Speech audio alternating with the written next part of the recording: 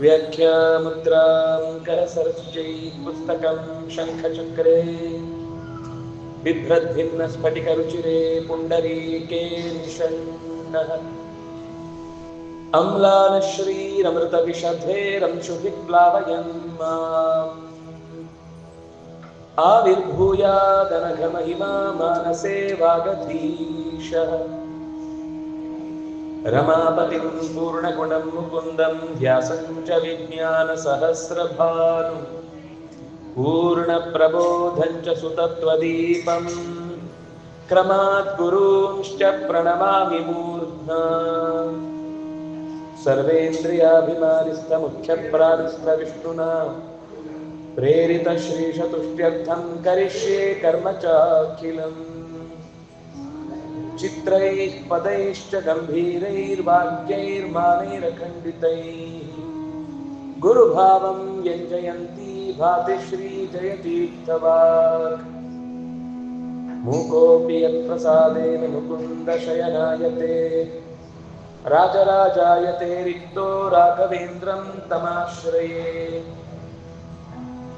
तपस्वाध्याय शुश्रूषा कृष्णपूजारतं मुनिम् विश्वेशमिष्टदं वन्दे परिव्राट् चक्रवर्तिनं स्वस्त्यस्तु सतां श्रीगुरुभ्यो नमः हरिः ओम्।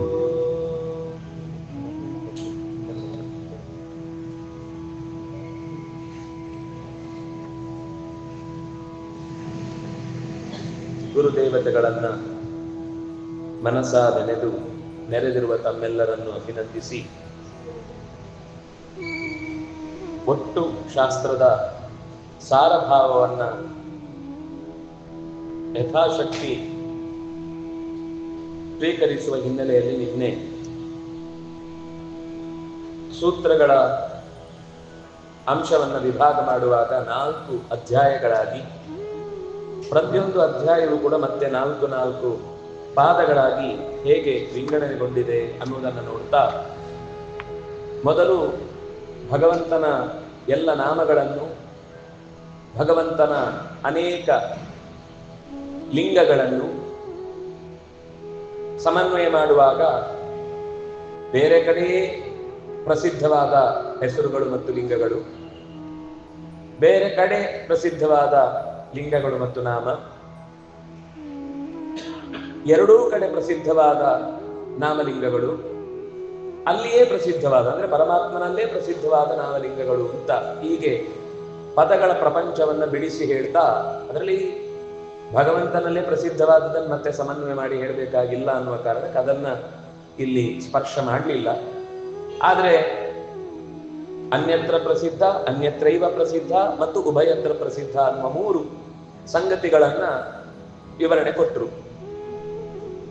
ಅಂದ್ರೆ ಮೊದಲು ಪದಗಳು ಅದರ ನಿಜವಾದ ಸ್ವಾರಸ್ಯ ಏನು ಅಂತ ಗೊತ್ತಾಗಿ ಬಿಟ್ರೆ ಇನ್ನು ಬೇರೆ ಬೇರೆ ಮತೀಯರು ಅಥವಾ ವೇದಗಳಲ್ಲಿ ಏನಾದ್ರೂ ಪದವನ್ನ ಹಿಡ್ಕೊಂಡು ನಾವು ವಿರೋಧ ಅಂತ ಹೇಳಿದ್ರೆ ನೋಡಿ ಅಲ್ಲಿ ಸಮನ್ವಯ ಆಗ್ಬಿಡ್ತೀವಿ. ನೀವು ಏನ್ ಮಾತಾಡ್ತೀರಿ?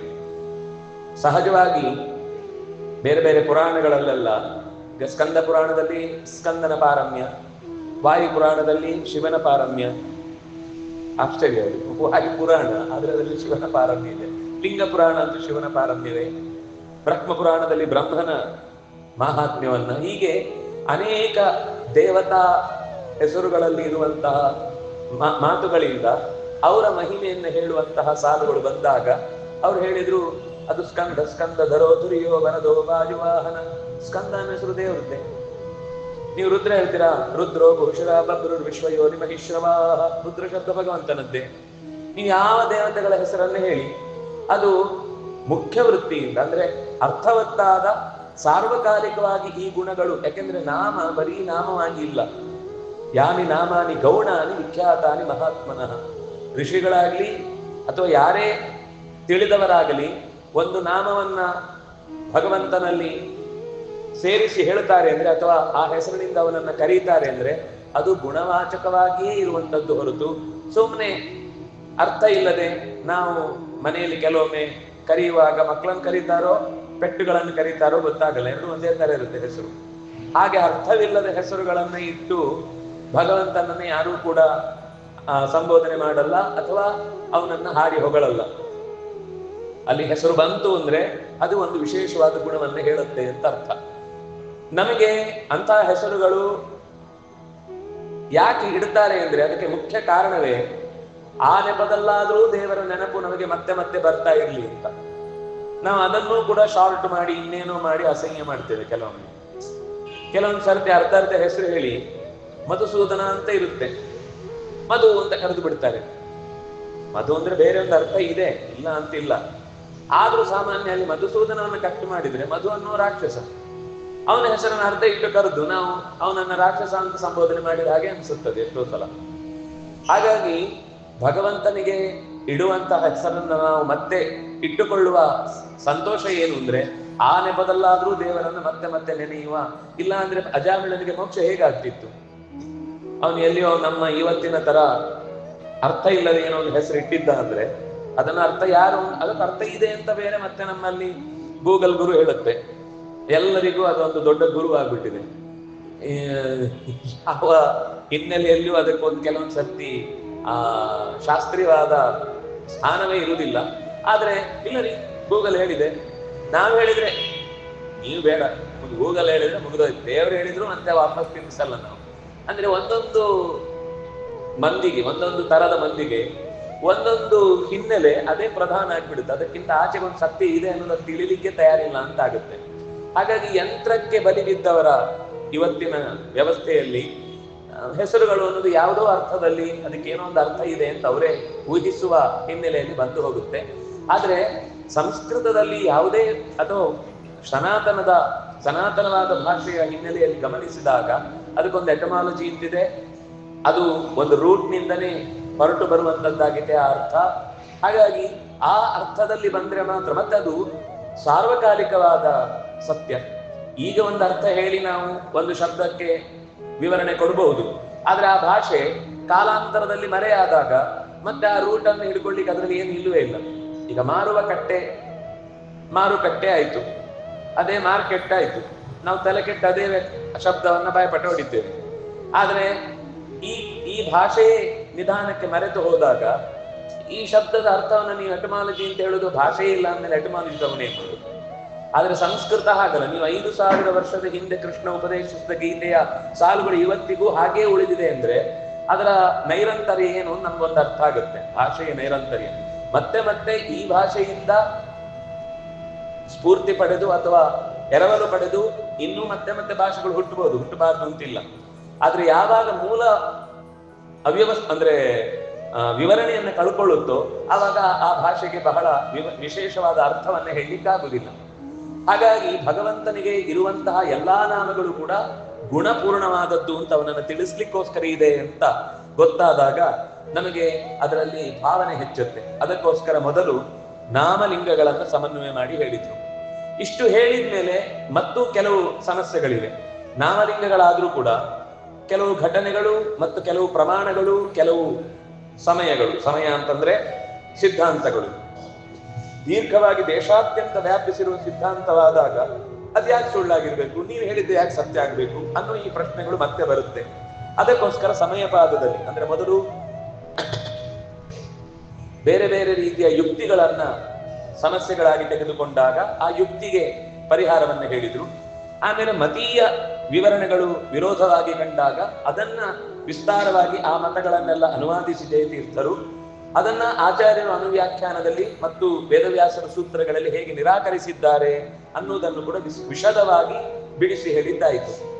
ಇದರ ಮೇಲೆ ಮತ್ತೆ ಪರಸ್ಪರ ಶ್ರುತಿಗಳಲ್ಲೇ ವಿರೋಧ ಇರುವುದನ್ನ ಪರಿಹರಿಸಲಿಕ್ಕೆ ಎರಡನೇ ಅಧ್ಯಾಯದ 3ನೇ ಪಾದ ಬಂದ್ರೆ 4ನೇ ಪಾದದಲ್ಲಿ ಯುಕ್ತಿ ಸಹಿತವಾದ ಶ್ರುತಿಗಳಲ್ಲಿ ಬರುವಂತಹ ವಿರೋಧವನ್ನು ಪರಿಹರಿಸಲಾಯಿತು. ಇಷ್ಟು ನಾವು ನಿನ್ನೆ ತನಕ ನೋಡಿದ ಸಂಗತಿ. ಇನ್ನು ಉಳಿದದ್ದು ಎರಡು. ಒಂದು ಮುಖ್ಯವಾಗಿ ನಮಗೆ ಬೇಕಾಗುವಂಥದ್ದು ಯಾವುದು ಅಂದ್ರೆ ಇಷ್ಟೆಲ್ಲ ಹೇಳಿದ್ರಿ. ಅಂದ್ರೆ ಮೊದಲನೆಯ ಅಧ್ಯಾಯದಿಂದ ಏನು ಗೊತ್ತಾಯಿತು ಅಂದ್ರೆ ಭಗವಂತ ಗುಣಪೂರ್ಣ ಅಂತ ಗೊತ್ತಾಯಿತು. ಎರಡನೇದರಲ್ಲಿ ಅವನು ದೋಷ ದೂರ ಅಂತ ಅರ್ಥ ಆಯ್ತು. ಈಗ ಅವನು ಜ್ಞೇಯ ಅಂತ ಗೊತ್ತಾಗಬೇಕು.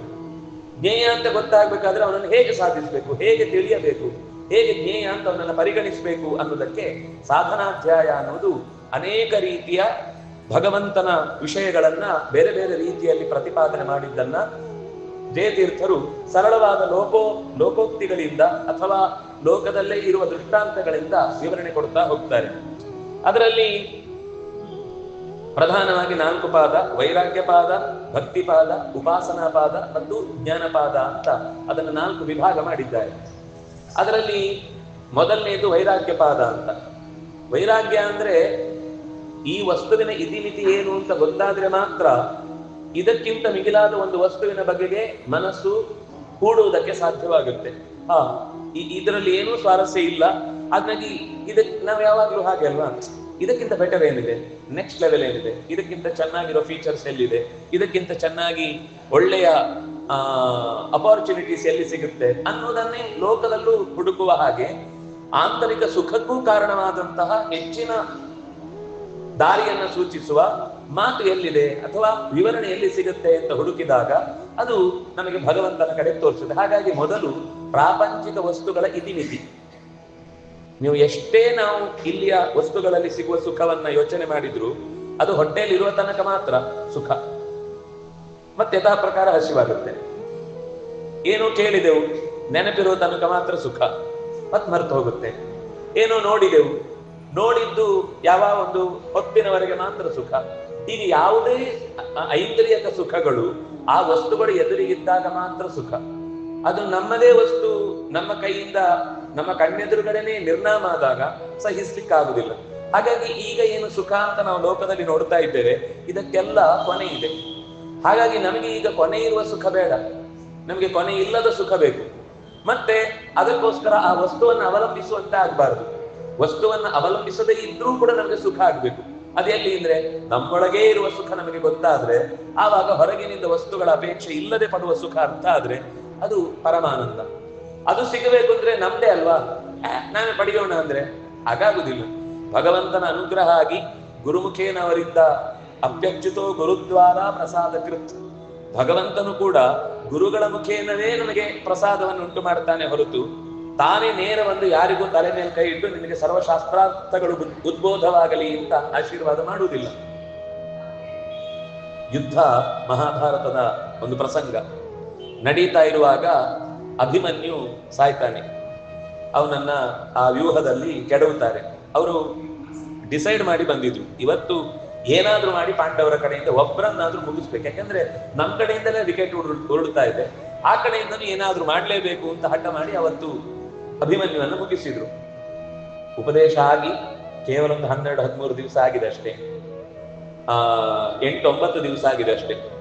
ಅಷ್ಟರಲ್ಲಿ ಮಗನನ್ನ ಕಳ್ಕೊಂಡ ವ್ಯಥೆಯಲ್ಲಿ ಅರ್ಜುನ ಕಂಗಾಲಾಗಿ ಅಳ್ತಾನೆ ಇದ್ದಾನೆ, ದುಃಖದ ಮಡುವಿನಲ್ಲಿ ಮುಳುಗಿ ಹೋಗಿದ್ದಾನೆ. ವಸ್ತುತ ಅವನು ಯಾವತ್ತೂ ಕೂಡ, ಅವನಿಗೆ ಹೆಸರು ಗುಡಾಕೇಶ ಅಂತ, ಅವನಿಗೆ ನಿದ್ದೆ ಬರಲ್ಲ. ರಾತ್ರಿ ಅವನು ಯಾವತ್ತೂ ಕೂಡ ನಿದ್ದೆ ಮಾಡುವ ಕಾರ್ಯಕ್ರಮ ಇಲ್ಲ.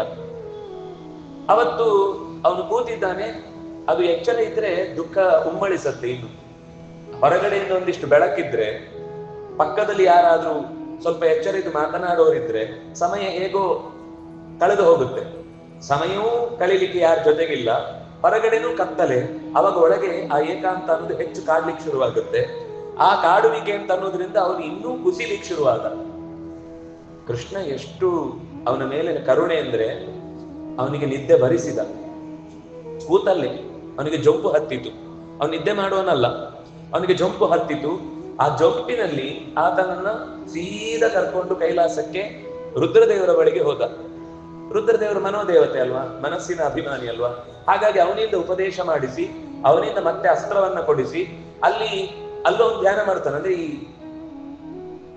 ಅರ್ಜುನನಲ್ಲಿ ಕರ್ಕೊಂಡು ಹೋಗಿ ಅಲ್ಲಿ ಧ್ಯಾನಕ್ಕೆ ಕೂಡಿಸಿ, ಆ ಧ್ಯಾನದಲ್ಲಿ ರುದ್ರದೇವ ಅವನಿಗೆ ಒಲಿದು ಅವನ ಮೂಲಕ ಸಮಾಧಾನ ಹೇಳಿಸಿ, ಜೊತೆಗೆ ಮಂತ್ರದ ಅಸ್ತ್ರದ ಪುನಃ ಉಪಪಾದನೆ ಮಾಡಿಸಿ, ಮತ್ತೆ ಆ ಧ್ಯಾನದಿಂದ ಎಬ್ಬಿಸಿ ಇಲ್ಲಿ ಜೊಂಪಿಗೆ ಬರಿಸಿ, ಈ ಜೊಂಪಿನಿಂದ ಮತ್ತೆ ಎಬ್ಬಿಸಿ ಕೂಡಿಸಿದ. ಅಂದ್ರೆ ಎಂಥ ಸ್ವತಃ ದೇವರೇ ಅಲ್ಲೇ ಕೂತವನು. ಅವನನ್ನ ಹಾಗೆ ಕೂತು ಬೆಂತಟ್ಟಿ ಸಮಾಧಾನ ಹೇಳ್ಬೋದಿತ್ತು, ಹೇಳಿಲ್ಲ ಅವನನ್ನು. ಯಾಕೆಂದ್ರೆ ಅವನಿಗೆ ಗುರು, ಇಂದ್ರನಿಗೆ ಯಾವಾಗಲೂ ಗುರು ರುದ್ರದೇವ. ಹಾಗಾಗಿ ರುದ್ರನತ್ತನ್ನೇ ಕರ್ಕೊಂಡು ಹೋಗಿ ಅಲ್ಲೇ ಉಪದೇಶ ಕೊಡಿಸಿ ವಾಪಸ್ ಕರ್ಕೊಂಡು ಬಂದ. ಅಂದ್ರೆ ಈ ಕನಸಿನಿಂದ ಧ್ಯಾನಕ್ಕೆ ಕರೆದೊಯ್ದು ಧ್ಯಾನದಲ್ಲಿ ಭಗವಂತನ ಇನ್ನೊಂದು ಅಂತರ್ಯಾಮಿ ರೂಪದಿಂದ ಅಂದ್ರೆ ರುದ್ರಾಂತರ್ಯಾಮಿಯಾದ ರೂಪದಿಂದ ಅವರಿಗೆ ಉಪದೇಶ ಕೊಡಿಸಿ ಮತ್ತೆ ಕರ್ಕೊಂಡು ಬಂದ. ಇತ್ತೀಚೆಗೆ ಅಂದ್ರೆ ಈ ಕಥೆಗಳು ಅಂತ ಹೇಳುವುದಕ್ಕೆ ನನಗೆ ಪ್ರಸಂಗವಶಾತ್ ನೆನಪಾಯಿತು ಅಂತ ಹೇಳ್ತಾ ಇದ್ದೇನೆ. ಇನ್ಸೆಪ್ಷನ್ ಅಂತ ಒಂದು ಚಿತ್ರ ಬಂದಿತ್ತು. ಅದರಲ್ಲಿ ಅವರು ಕನಸಿನಲ್ಲಿ ಎಲ್ಲೆಲ್ಲೋ ಕರ್ಕೊಂಡು ಹೋಗುವ ಕಥೆ ಕೇಳಿದಾಗ ನಮ್ಮವರೆಲ್ಲ ಏನ್ ಅದ್ಭುತ ಅದ್ಭುತ ಅದ್ಭುತ ಅಂತ ಆಶ್ಚರ್ಯಪಟ್ಟರು. ಆದ್ರೆ ವೇದವ್ಯಾಸರ ಕಥೆಯನ್ನು ಹೇಳಿದ್ದು ನಾವು ಯಾರು ಗಮನಿಸ್ತೇ ಇಲ್ಲ. ಇಲ್ಲಿಂದ ಕದ್ದೊಯ್ದಿದ್ದಾರೆ ನಾನು ಹೇಳ್ತಿಲ್ಲ, ಆದ್ರೆ ಯಾವ ಕಥೆಗೂ ವೇದವ್ಯಾಸರು ಕಮ್ಮಿ ಮಾಡಿಲ್ಲ ಅಂತ.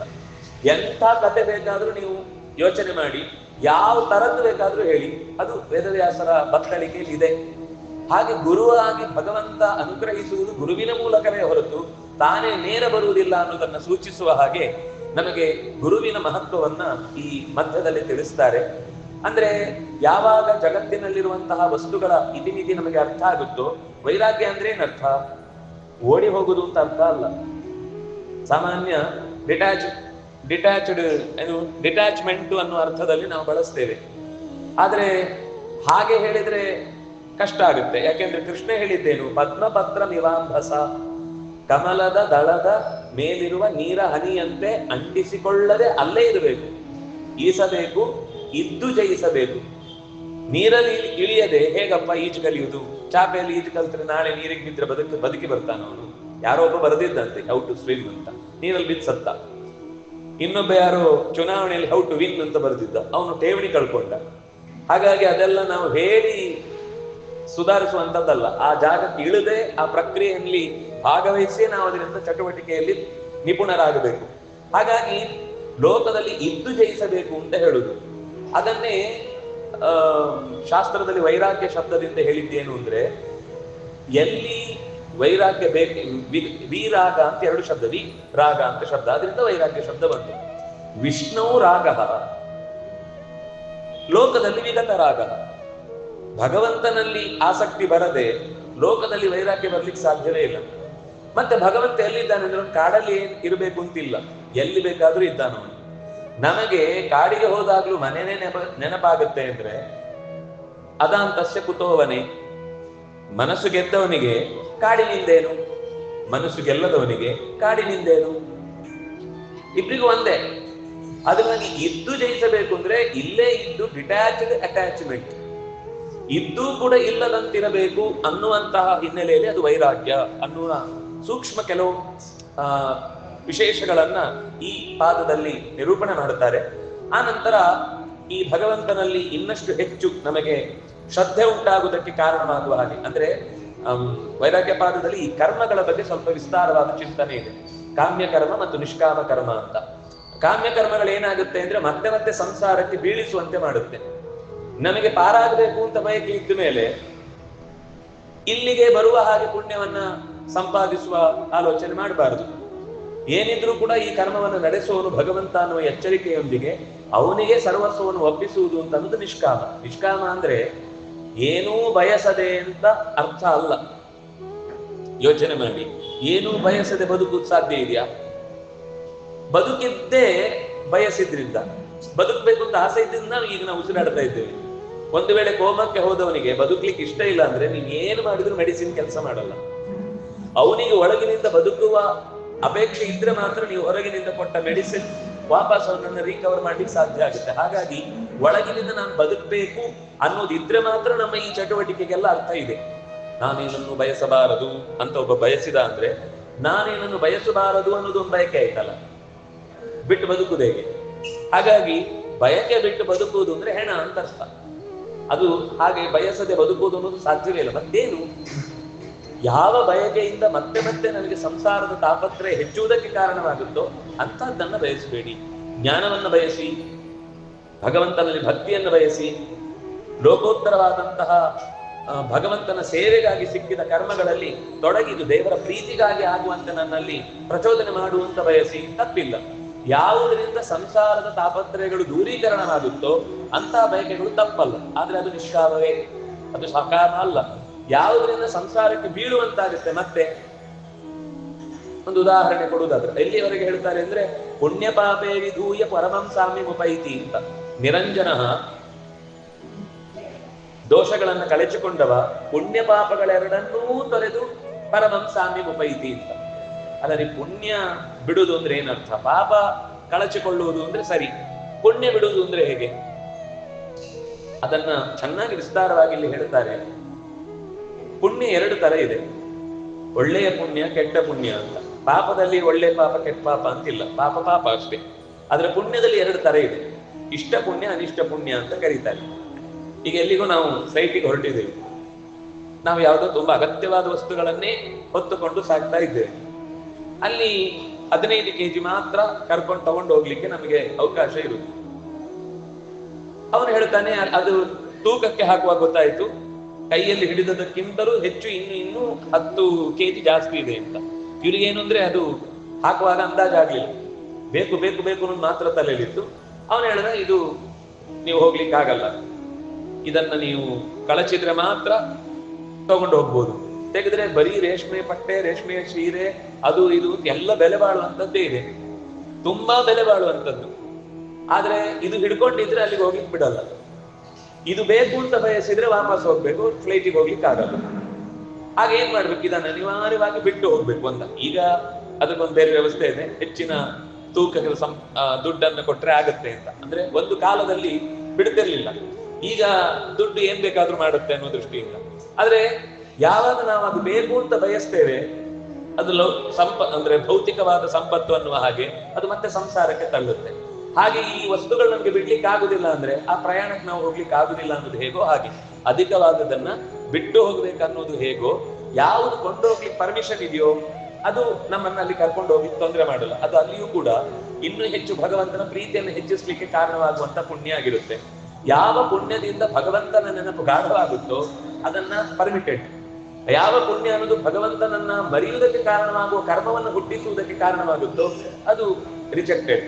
ಹಾಗಾಗಿ ಕರ್ಮಗಳಲ್ಲೂ ಕೂಡ ಅದು ಪುಣ್ಯವನ್ನ ತರುತ್ತೆ ಅಂತ ಆದ್ರೂ ಕೂಡ ಒಬ್ಬನಿಗೆ ರಾಜನಾಗುವ ಯೋಗ ಇದೆ ಅಂತ ಇಟ್ಕೊಳ್ಳಿ, ಅದು ಪುಣ್ಯದ ಫಲ. ಆದ್ರೆ ಏನಾಗುತ್ತೆ, ರಾಜನಾಗಿ ಬಂದ್ಮೇಲೆ 100 ತಲೆಬಿಸಿಗಳನ್ನು ತಲೆ ಮೇಲೆ ಹಾಕೊಂಡು, ಕೆಲವು ಇಷ್ಟ ಇಲ್ಲದೆ ಇದ್ರು ಆ ಕೆಲಸವನ್ನ ಮಾಡಿ ಅದರಿಂದ ಕೆಟ್ಟ ಕರ್ಮವನ್ನು ತಲೆ ಮೇಲೆ ಹಾಕೊಂಡು ಮತ್ತೆ ಸಂಸಾರಕ್ಕೆ ಬೀಳುವಂತ ಪ್ರಸಂಗ ಬಂತು. ಧ್ರುವ ಕೊನೆಯ 6 ತಿಂಗಳ ಅವಧಿಯಲ್ಲಿ ಇನ್ನು ಸಾಧನೆಯನ್ನು ಮಾಡಿದ್ರೆ ಅವನು ಮೋಕ್ಷಕ್ಕೆ ಹೋಗ್ತಿದ್ದ, ಅಂದ್ರೆ ಅವನ ಅಪರೋಕ್ಷದ ಸ್ಥಿತಿಗೆ ಬರ್ತಿದ್ದ. ಆ ಆಶ್ರಮಕ್ಕೆ ಯಾರೋ ಬಂದ್ರು ರಾಜರು, ಅವನ ಬೆರಳುಗಳಿಗೆಲ್ಲ ಆಳುಗಳಿದ್ರು, ಎಲ್ಲರೂ ಈ ಬೆರಳಿಲ್ಲಿಡಿ ಈ ಬೆರಳಿಲ್ಲಿಡಿ ಅಂತ ಹೇಳುವಷ್ಟು. ಇವನಿಗೆ ನೋಡಿ ಈ ವೈಭವವನ್ನು ಕಂಡು ಆಶ್ಚರ್ಯ, ಎಂಥದ್ದೊಂದು ನಮಗೆ ಮಿಸ್ ಆಗಿ ಹೋಯ್ತು, ಇಂಥದ್ದೊಂದು ಸೌಖ್ಯ ನಮಗೆ ಅನುಭವಿಸ್ಲಿಕ್ಕೆ ಸಿಗ್ಲಿಲ್ವಲ್ಲ, ನಾನು ಒಂದು ದಿವಸ ರಾಜ ಆಗಿದ್ರೆ ಚೆನ್ನಾಗಿತ್ತು ಅಂದ. ತಥಾಸ್ತು ಅಂದ್ರು ಹತ್ತು ದೇವತೆಗಳು. ಅಲ್ಲಿಗೆ ಅವನ ಸಾಧನೆ ನಿಂತಿತು. ಮತ್ತೆ ಉದ್ದಾನಪಾದನ ಮಗನಾಗಿ ಹುಟ್ಟಿದ. ಒಳಗಿನ ಸುಳಿಗಳೇನು ಅಂತ ಅಲ್ಲಿ ಹೋದ್ಮೇಲೆನೆ ಗೊತ್ತಾಯ್ತು. ತಂದೆ ತೊಡೆಯನ್ನೇರುವುದಕ್ಕೂ ಸವತಿಯ ಆದೇಶವೇ ಮುಖ್ಯ ಕಾರಣವಾಗಿ ಉಳಿದಿತ್ತು. ಬೇಸರ ಆಯ್ತು. ತಾಯಿ ಪುಣ್ಯಕ್ಕೆ ಸುನೀತಿ ಅಂತ ಅವಳು ಸಿಕ್ಕಿದ್ಲು. ಯಾರನ್ನ ಕೇಳಿದ್ರೆ ಮತ್ತೆ ಯಾರನ್ನೂ ಕೇಳಬೇಕಾಗಲ್ವೋ ಅವನನ್ನು ಕೇಳು ಅಂತ ಅವಳು ಒತ್ತಾಯ ಮಾಡಿದ್ಲು. ಹೊರತು ಇವರನ್ನೆಲ್ಲ ಸಿಟ್ಟು ಮಾಡಿಕೊಂಡು ನಿನ್ನ ಶ್ರಮವನ್ನ ಕೋಪವನ್ನ ವ್ಯರ್ಥ ಮಾಡಬೇಡ ಅಂತ ಹೇಳಿ, ನಿನ್ನ ಸಿಟ್ಟಿದ್ರೆ ತಪಸ್ಸಿನಲ್ಲಿ ತೋರಿಸು. ಎಂತ ಒಳ್ಳೆ ಗೈಡೆನ್ಸ್ ಗೊತ್ತಾ. ಸಿಟ್ಟು ಬಂದೇ ಬರುತ್ತೆ, ಆದ್ರೆ ಸಿಟ್ಟನ್ನ ಸದುಪಯೋಗ ಮಾಡುವುದು ಒಂದು ಜಾಣ್ಮೆ. ಅದು ಯಾಕೆಂದ್ರೆ ಅದಕ್ಕಿರುವ ತಾಕತ್ತುಂಟಲ್ವಾ, ಅದು ನಾವು ಸಾಮಾನ್ಯವಾಗಿ ಹಾಗೆ ಇದ್ದಾಗಲೂ ಅಷ್ಟು ಚೆನ್ನಾಗಿ ಮಾಡ್ಲಿಕ್ಕೆ ಆಗಲ್ಲ. ಸಿಟ್ಟು ಬಂದಾಗೆಲ್ಲ ಮನೆ ಕ್ಲೀನ್ ಮಾಡಿಬಿಡ್ಬೇಕು. ಸಿಟ್ಟು ಬಂದಾಗ್ಲೆಲ್ಲ ಮನೆಯ ಪರಿಸರದ ಆ ಕಡೆ ಈ ಕಡೆ ಏನಾದ್ರೂ ತೋಟದ ಕೆಲಸ ಇದ್ರೆ ಎಲ್ಲ ಜೋರಾಗಿ ಮಾಡಿಬಿಡ್ಬೇಕು, ಮುಗಿದೋಗುತ್ತೆ. ಎಷ್ಟು ಬೇಗ ಆಗುತ್ತೆ ಅಂದ್ರೆ ಆ ಸಮಯವೂ ಸದುಪಯೋಗ ಆಗುತ್ತೆ, ದುಡ್ಡು ಉಳಿಯುತ್ತೆ, ಆರೋಗ್ಯವೂ ಚೆನ್ನಾಗಿರುತ್ತೆ. ನಮ್ಮ ಮನೆ ಸುತ್ತ ಎಷ್ಟಪ್ಪ ರಗಳಗಳಿವೆ ಅಂತ ಆಗನೇ ಗೊತ್ತಾಗುತ್ತೆ. ಅದು ಕೆಲವೊಂದ್ ಸರ್ತಿ ಮನೆ ಶಿಫ್ಟ್ ಆಗುವಾಗ್ಲೇ ಗೊತ್ತಾಗುದು ಇಷ್ಟು ಸಾಮಾನ್ಯ ಇದೆಯಾ ಮನೆಯಲ್ಲಿ ಅಂತ. ಅಲ್ಲಿ ತನಕ ನಮ್ಮನೆ ಏನಿಲ್ಲಪ್ಪ, ನಮ್ಮನೆ ಬರೀ 1-2 ಆಚೆ ಈಚೆ ಪದಾರ್ಥಗಳು ಬಿಟ್ರೆ 2 ನಿಮಿಷಕ್ಕೆ ನಾವು ಪಾರ್ಸೆಲ್ ಮಾಡ್ಕೊಂಡು ಹೊರಟೋಗ್ಬೋದು ಅಂತ. ಅಷ್ಟು ಸುಲಭ ಇಲ್ಲ ಬದುಕು. ಹಾಗೆ ಒಳಗಿನಿಂದ ಇರುವಂತಹ ಅಪೇಕ್ಷೆ ಅವನಿಗೆ ಹೀಗೆ ಧ್ರುವನಾಗಿ ಕಾಡಿದ್ರು ಕೂಡ ತಾಯಿಯ ಒಳ್ಳೆಯ ಸುನೀತಿಯಂತಹ ತಾಯಿ ಸಿಕ್ಕಿದ್ರಿಂದ, ನಾರದರ ಉಪದೇಶವು ಒದಗಿದ್ರಿಂದ ಅವನಿಗೆ ದೈವಿಕವಾದಂತಹ ದರ್ಶನದ ಅನುಗ್ರಹ ಆಯಿತು, ಅಪರೋಕ್ಷವಾಯಿತು. ಅದರಿಂದಾಗಿ ಬಯಸುವಾಗ ಬಹಳ ಜಾಗ್ರತೆ ಇರಬೇಕು. ಕೆಲವೊಂದು ಸರ್ತಿ ಈ ವಾಹನಗಳಲ್ಲಿ, ಕಾರಲ್ಲಿ, ದೊಡ್ಡ ಕಾರಲ್ಲಿ ಅಂಗಿ ಚಡ್ಡಿ ಹಾಕಿದ ನಾಯಿ ಬೆಳಗ್ಗೆ ಹೊರಗೆ ನಾಯಿ ಅಂತ ತಾಯಿ ತೆಕ್ಕೊಂಡು ಬಹಳ ಸಂತೋಷವಾಗಿರೋದು ನೋಡಿದ್ರೆ ನಾವು ಏನಪ್ಪ ನಮ್ಮ ಪರಿಸ್ಥಿತಿ ನಾಯಿ ತರ ಬೀದಿಯಲ್ಲಿ ಅಲಿಯುವ ಹಾಗಿದೆ. ಆ ನಾಯಿಗೆ ಏನು ಸಂಭ್ರಮ. ಆ ನಾಯಿ ಆದ್ರೂ ಆಗ್ಬಾರ್ದಿತ್ತ ಅನ್ನೋಷ್ಟೊತ್ತಿಗೆ ತದಾಸ್ತು ಅಂತ ಒಂದು ಬಿಡುತ್ತಾನೆ. ಆಯ್ತು, ನೆಕ್ಸ್ಟ್ ಜನ್ಮಕ್ಕೆ ಒಂದು ಸೆಟ್ ಆಗೋದು. ದೇವರಿಗೆ ಕೆಲಸ ಕಮ್ಮಿ, ಎಲ್ಲಿಯಪ್ಪ ಇವನ್ನ ಅಡ್ಜಸ್ಟ್ ಮಾಡುದು ಅಂತ ಯೋಚನೆ ಮಾಡ್ತಾ ಇದ್ರೆ ನಾವು ಬಯಸಿದ ಮರುಕ್ಷಣ ಒಂದು ಸೆಟ್ ಆಯ್ತು. ಹಾಗಾಗಿ ಯಾವುದೇ ಇನ್ನೊಬ್ಬರ ಸುಖ ಅಥವಾ ಇನ್ನೊಬ್ಬರ ವೈಭವ, ಇನ್ನೊಬ್ಬರ ಏನೋ ಒಂದನ್ನು ನೋಡಿ ನಮ್ಗಿದು ಯಾಕಿಲ್ಲ ಅಂತ ನಾವು ಬಯಸ್ಲಿಕ್ಕೆ ಹೋಗ್ಬಾರ್ದು. ಯಾಕೆಂದ್ರೆ ಹಾಗೆ ಬಯಸುವುದು ಅಂದ್ರೆ ಮತ್ತೊಮ್ಮೆ ಈ ನೆಲದಲ್ಲಿ ಮತ್ತೆ ಹುಟ್ಟಿ ಬರುವ, ಮತ್ತೆ ಈ ಬಂಧನಕ್ಕೆ ಸಿಕ್ಕುವ, ಮತ್ತೆ ಈ ತ್ರಿಗುಣಗಳ ಬಲೆಯಲ್ಲಿ ಸಿಕ್ಕಿ ಹಾಕಿಕೊಳ್ಳುವಂತಹ ಒಂದು ದುರ್ವೇದನೆಯನ್ನೇ ನಾವು ಕೇಳಿದ ಹಾಗೆ. ರಾಮ ಬಹಳ ಚೆನ್ನಾಗಿ ಹೇಳ್ತಾನೆ. ಹನುಮಂತ ಅವನಿಗೆ ಸೀತೆಯನ್ನ ಹುಡುಕಿಕೊಂಡು ಬಂದು ಚೂಡಾವಣೆಯನ್ನು ಕೊಟ್ಟು ಇದ್ದಾಳೆ ಅನ್ನುವ ಸುದ್ದಿಯನ್ನು ಹೇಳಿದಾಗ ಬಹಳ ಸಂತೋಷ ಆಗಿ ರಾಮ ಒಂದು ಮಾತು ಹೇಳ್ತಾನೆ, ನೀನು ಮಾಡಿದ ಉಪಕಾರ ನನ್ನಲ್ಲೇ ಉಪಶಮನವಾಗಲಿ ಅಂತ. ಏನು ಉಪಶಮನ ಆಗಲಿ ಅಂದ್ರೆ ಏನರ್ಥ ಅಂದ್ರೆ, ನಿನಗೆ ಉಪಕಾರ ಮಾಡುವ ಪ್ರಸಂಗ ಬರದೇ ಇರಲಿ ಅಂತ. ನಾವೀಗ ಯಾರೋ ನಮಗೆ ಉಪಕಾರ ಮಾಡಿದಾಗ, ನಾವು ಯಾರಿಗೆ ಉಪಕಾರ ಮಾಡಿದಾಗ ಅವರೂ ನಮ್ಗೆ ಉಪಕಾರ ಮಾಡಬೇಕು ಅಂತ ನಾವು ಬಯಸಿದ್ರೆ ಅದರ ಅರ್ಥ ನಮಗೆ ಅಪಾಯ ಬರಲಿ ಅಂತ ನಾವು ಕೇಳ್ಕೊಂಡ ಹಾಗೆ ಅಲ್ವಾ? ಇದು ದೇವರು ಜನರು ಎಲ್ಲ ಬಿಡಿ, ವೇದಾಂತ ಬಿಡಿ, ಬರೀ ಒಂದು ಸಾಮಾನ್ಯ ಲೋಕದ ವ್ಯವಹಾರವನ್ನು ಗಮನಿಸಿದ್ರೆ ನಾವು ಉಪಕಾರ ಮಾಡಿದ ಮೇಲೆ ಅವ್ರು ನಮ್ಗೆ ವಾಪಸ್ ಉಪಕಾರ ಮಾಡಬೇಕು ಅಂತ ಬಯಸ್ತೇವೆ ಅಂದ್ರೆ ಅದರ ಅರ್ಥ ನಮಗೆ ನಾವೇ ಅಪಾಯವನ್ನು ಬೇಡಿಕೊಂಡ ಹಾಗೆ. ಯಾಕೆಂದ್ರೆ ನನಗೂ ಒಂದು ಅಪಾಯ ಬರಬೇಕು, ಆಗ ಅವನು ಬಂದು ಉಪಕಾರ ಮಾಡಬೇಕು ಅಂತ ಕೇಳಿಕೊಂಡ ಹಾಗೆ. ಅದಕ್ಕೆ ಅವ್ರು ಹೇಳಿದ್ರು, ಉಪಕಾರ ಮಾಡಿದ್ಮೇಲೆ, ದಾನ ಮಾಡಿದ್ಮೇಲೆ ಅಥವಾ ಇಂಥ ಒಳ್ಳೆ ಕೆಲಸ ಮಾಡಿದ್ಮೇಲೆ ಅದರ ಪ್ರತಿಫಲ ನನಗೆ ಬರಬೇಕು ಅಂತ ಯಾವತ್ತೂ ಅಪೇಕ್ಷಿಸಬಾರದು. ಅಪೇಕ್ಷಿಸಿದ್ರೆ ನಾವೇ ಮತ್ತೊಂದು ಕರ್ಮವನ್ನು ತಲೆ ಮೇಲೆ ಹಾಕೊಂಡ ಹಾಗೆ. ಹಾಗಾಗಿ ಈ ಕರ್ಮದ ಸೂಕ್ಷ್ಮಗಳನ್ನ ಗಹನ ಕರ್ಮಣೋ ಗತಿ, ಕರ್ಮ ಹೇಗೆ ಅಂತ ಊಹಿಸುವುದೇ ಕಷ್ಟ. ಅದು ಒಂದರ ಮೇಲೆ ಹೇಗೆ ಬರುತ್ತೆ, ಅಕರ್ಮ ಯಾವುದು, ವಿಕರ್ಮ ಯಾವುದು, ಕರ್ಮ ಯಾವುದು ಅಂತ ತಿಳ್ಕೊಳ್ಳಿಕ್ಕೇನೆ ಒಂದಿಷ್ಟು ಜೀವನ ಕಳಿಬೇಕಾಗತ್ತೆ ಅಂತ ಋಷಿಗಳೇ ಒದ್ದಾಡ್ತಾರೆ ಅಂತ ಆ ಕೃಷ್ಣನು ಗೀತೆಯಲ್ಲಿ ಆ ಮಾತನ್ನು ನಿರೂಪಣೆ ಮಾಡಿದ್ದಾನೆ. ಹೀಗೆ ಕರ್ಮಗಳ ವಿವೇಚನೆಯನ್ನು ಮಾಡಿ ಸ್ವರ್ಗಾದಿ ಸುಖಗಳೆಲ್ಲ ಸಿಗುತ್ತೆ ಅಂತಾದ್ರೂ ಕೂಡ ಅದು ಮತ್ತೆ ಮರಳಿ ಭೂಮಿಗೆ ತಳ್ಳುವ ಕಾರ್ಯಕ್ರಮ ಅಲ್ಲಿರುತ್ತೆ. ಯಯಾತಿ ಅಂತ ಯಯಾತಿಯೇ ಅಮಿತ ಕಾಲ ತಪಸ್ಸು ಮಾಡಿ ಪುಣ್ಯ ಸಂಪಾದಿಸಿದ್ದ ಮಧ್ಯದಲ್ಲಿ ಯಾರು ತುಂಬಾ ತಪೋನಿಷ್ಠರು ಅಂತ ಪ್ರಶ್ನೆ ಕೇಳಿದಾಗ ಆ ಕಡೆ ಈ ಕಡೆ ನೋಡಿ ನನ್ನಷ್ಟು ಯಾರಿದ್ದಾರೆ ಅಂತ ಹೇಳ್ದ. ಇದ್ದಾರೆ ಅಂತ ಫುಲ್ ಸ್ಟಾಪ್ ಆಗುವಷ್ಟು ಅವನಿಗೆ ತಲೆ ಕೆಳಗಾಗಿ ಬಿದ್ದ. ಯಾಕೆಂದ್ರೆ ಅಷ್ಟು ಮಾಡಿದ್ಮೇಲೆ ನಾನು ಮಾಡಿದ್ದೇನೆ ಅಂತ ಅನ್ನುವ ಅಹಂ ಅವನನ್ನು ಒಂದೇ ಕ್ಷಣದಲ್ಲಿ ಕೆಳಕ್ಕೆ ತಳ್ಳಿತು. ಪುಣ್ಯಕ್ಕೆ ಅವನಿಗೆ ಒಂದು ಸಾತ್ವಿಕ ಚೇತನವಾದ್ರಿಂದಾಗಿ ಇಂದ್ರನನ್ನು ಬೀಳುವಾಗ ಪ್ರಾರ್ಥನೆ ಮಾಡಿದ, ಸಜ್ಜನರ ಮಧ್ಯಕ್ಕೆ ಬೀಳಿಸಪ್ಪ, ಇನ್ನೆಲ್ಲೋ ಬೀಳಿಸಬೇಡ ಅಂತ. ಅದಕ್ಕೆ ಸರಿಯಾಗಿ ಅವನ ಮೊಮ್ಮಕ್ಕಳು ಮಾಧವಿ ಅಂತನ್ನುವ ಮಗಳ 4 ಜನ ಮಕ್ಕಳು ಒಂದು ವಿಶಿಷ್ಟವಾದ ಯಾಗದಲ್ಲಿ ತೊಡಗಿ ಪರಸ್ಪರ ಚರ್ಚೆ ಮಾಡ್ತಾ ಇದ್ದವರ ಮಧ್ಯಕ್ಕೆ ಬೀಳುವಾಗ ಅವರು ತಡೆದು ನಿಲ್ಲಿಸ್ತಾರೆ. ಯಾರಿದು ದಿವ್ಯವಾದ ಚೇತನ ಇಲ್ಲಿ ನಿಂತಿದೆ ಅಂತ. ಕೊನೆಗೆ ಅವನೇ ನಮ್ಮ ಮಾತಾಮಹ ಅಂತ ಗೊತ್ತಾದಾಗ ನಮ್ಮ ಪುಣ್ಯವನ್ನೆಲ್ಲ ಒಂದೊಂದು ಕ್ರಮದಲ್ಲಿ ಅವನಿಗೆ ಮರಳಿ ಕೊಟ್ಟು ವಾಪಸ್ಸು ಸ್ವರ್ಗಕ್ಕೆ ಕಳುಹಿಸ್ತಾರೆ ಅಂತ. ಹೀಗೆ ಸ್ವರ್ಗ ಅಂತ ಅನ್ನೋದು ಕೂಡ ಅದು ಕೌಂಟ್ ಡೌನ್ ಶುರುವಾಗ್ತಾ ಇರುತ್ತೆ. ಅಲ್ಲೂ ಟಿಕ್ ಟಿಕ್ ಟಿಕ್ ಟಿಕ್, ಇನ್ನು 4 ವರ್ಷ, ಇನ್ನು 3 ವರ್ಷ, ಇನ್ನು 2 ವರ್ಷ, ಇನ್ನು 2 ತಿಂಗಳು, ಇನ್ನು 1 ತಿಂಗಳು, ಇನ್ನು 3 ದಿನ, ಇನ್ನು ಅರ್ಧ ಗಂಟೆ, ಡಮ್, ಮತ್ತೆ ವಾಪಸ್ ಭೂಮಿಗೆ ತಿರುಗಿ ತಲೆ ಕೆಳಗಾಗಿ ಬೀಳುವ ಹಾಗೆ ಆಗುತ್ತೆ. ಅದರಿಂದಾಗಿ ನಮ್ಗೆ ಹೀಗೆ ಭಯಗ್ರಸ್ತವಾದ ಕಾಲ ಕಳೆದು ಹೋದ್ರೆ ಮತ್ತೆ ಯಾವಾಗಪ್ಪ ಈ ಸುಖ ಅಂತ ಮತ್ತೆ ಅದಕ್ಕೆ ಕಷ್ಟಪಡಬೇಕು. ಆ ಪುಣ್ಯ ಸಂಪಾದನೆ ಮಾಡಬೇಕು, ಆ ಸ್ವರ್ಗ ಸಿಗಬೇಕು ಅಂದ್ರೆ ಮತ್ತೆ ಒದ್ದಾಡಬೇಕು. ಈ ಒದ್ದಾಟ ಇಲ್ಲದೆ ಮರಳಿ ಬಾರದೆ ಮತ್ತೆ ಮತ್ತೆ ಈ ಜಂಜಾಟದಲ್ಲಿ ಸಿಲುಕದೆ ಇರುವಂತಹ ಕರ್ಮಗಳಲ್ಲಿ ತೊಡಗುವುದಕ್ಕೋಸ್ಕರ ಲೋಕದ ಕರ್ಮಗಳ ವಿವೇಚನೆಯನ್ನ ಇಲ್ಲಿ ನಿರೂಪಣೆ ಮಾಡಿದ್ದಾರೆ. ಅಂದ್ರೆ ಮುಖ್ಯವಾಗಿ ಮಿಥ್ಯಾಜ್ಞಾನದಿಂದ ನಮಗೆ ಕತ್ತಲೆ ಆವರಿಸುತ್ತೆ. ಅದಕ್ಕೋಸ್ಕರ ಸರಿಯಾದ ಜ್ಞಾನವನ್ನು ಪಡೆದಾಗ ಯಾಕೆ ಭಗವಂತನನ್ನ ಪ್ರೀತಿಸಬೇಕು, ಯಾಕೆ ಲೋಕವನ್ನು ನಾವು ಅಂದ್ರೆ ಲೋಕವನ್ನು ವಿರೋಧಿಸುವುದು ಅಂತ ಹೇಳುವುದಿಲ್ಲ. ಅಲ್ಲಿ ಲೋಕದ ಮಿತಿ ಏನು ಅಂತ ಗೊತ್ತಿದ್ದು ಎಷ್ಟು ಬೇಕೋ ಅಷ್ಟು ಮಾತ್ರ ಅದರ ಹೆಂಡಿರು ಮಕ್ಕಳು ನಿನ್ನ ತೋಂಡರೆಂಬರು ಅನ್ನುವ ಎಚ್ಚರದ ಜೊತೆಗೆ ಸಂಸಾರದಲ್ಲಿಯೇ ಬಾಡಿ ಸಂಸಾರವನ್ನ ಮೀರಿ. ಅದಕ್ಕೆ ಒಳ್ಳೆ ಉದಾಹರಣೆ ಕೊಡುದವರು ಗೃಹೇ ಅತಿಥಿವದ್ ವಸೇತ್ ಅಂತ. ನಾವು ಬೇರೆ ಯಾರ್ದು ಮನೆಗೆ ಹೋಗ್ತೇವೆ, ತುಂಬಾ ಚಂದದ ಬೇರೆ ಬೇರೆ ವಸ್ತುಗಳನ್ನೆಲ್ಲ ರ್ಯಾಕ್ ಅಲ್ಲಿ ಜೋಡಿಸಿರ್ತಾರೆ. ನಮಗದು ಎಷ್ಟು ಚೆನ್ನಾಗಿದೆ ಅಂತ ಅನ್ಸಿದ್ರು ಕೂಡ ನಾವು ಕೈ ಹಾಕಿ ತಗೊಳ್ಳಲ್ಲ. ಯಾಕೆಂದ್ರೆ ಅದು ಒಡೆಯ ನಾವಲ್ಲ, ಯಜಮಾನನ್ನು ಕೇಳ್ತೇವೆ ಅದು ಎಲ್ಲಿ ತಗೊಂಡ್ರಿ, ತುಂಬಾ ಚೆನ್ನಾಗಿತ್ತು, ಹೌದಾ ನೋಡಿ ಅಂತ ಅವ್ನು ತೆಕ್ಕೊಟ್ಟಾಗ ನಾವು ತಗೊಳ್ತೀವಿ. ನಮ್ಮನೆಯಲ್ಲೂ ನಾವು ಹಾಗೆ ವಾಸ ಮಾಡಬೇಕು ಅಂತ. ಅಂದ್ರೆ ಅತಿಥಿ ತರ ಅಂತ ಕೂತು ತಿನ್ನೋದು ಅಂತ ಅರ್ಥ ಅಲ್ಲ. ನಮ್ಗೆ ಏನಂದ್ರೆ ಒಂದ್ ಹೇಳಿದ್ರೆ ಇನ್ನೊಂದು ಅರ್ಥ ಆಗುತ್ತೆ.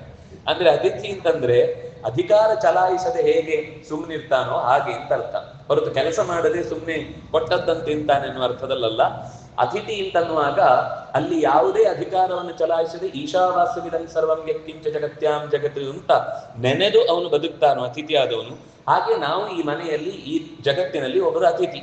ನಮಗೆ ದೇವರು ಇಲ್ಲಿ ತಂದು ಶರೀರ ಕೊಟ್ಟು ಬಾಡಿಗೆ ಕೊಟ್ಟು ಇರು ಅಂತ ಹೇಳಿ ಕೆಲಸಗಳನ್ನು ಜವಾಬ್ದಾರಿ ಕೊಟ್ಟಿದ್ದಾರೆ.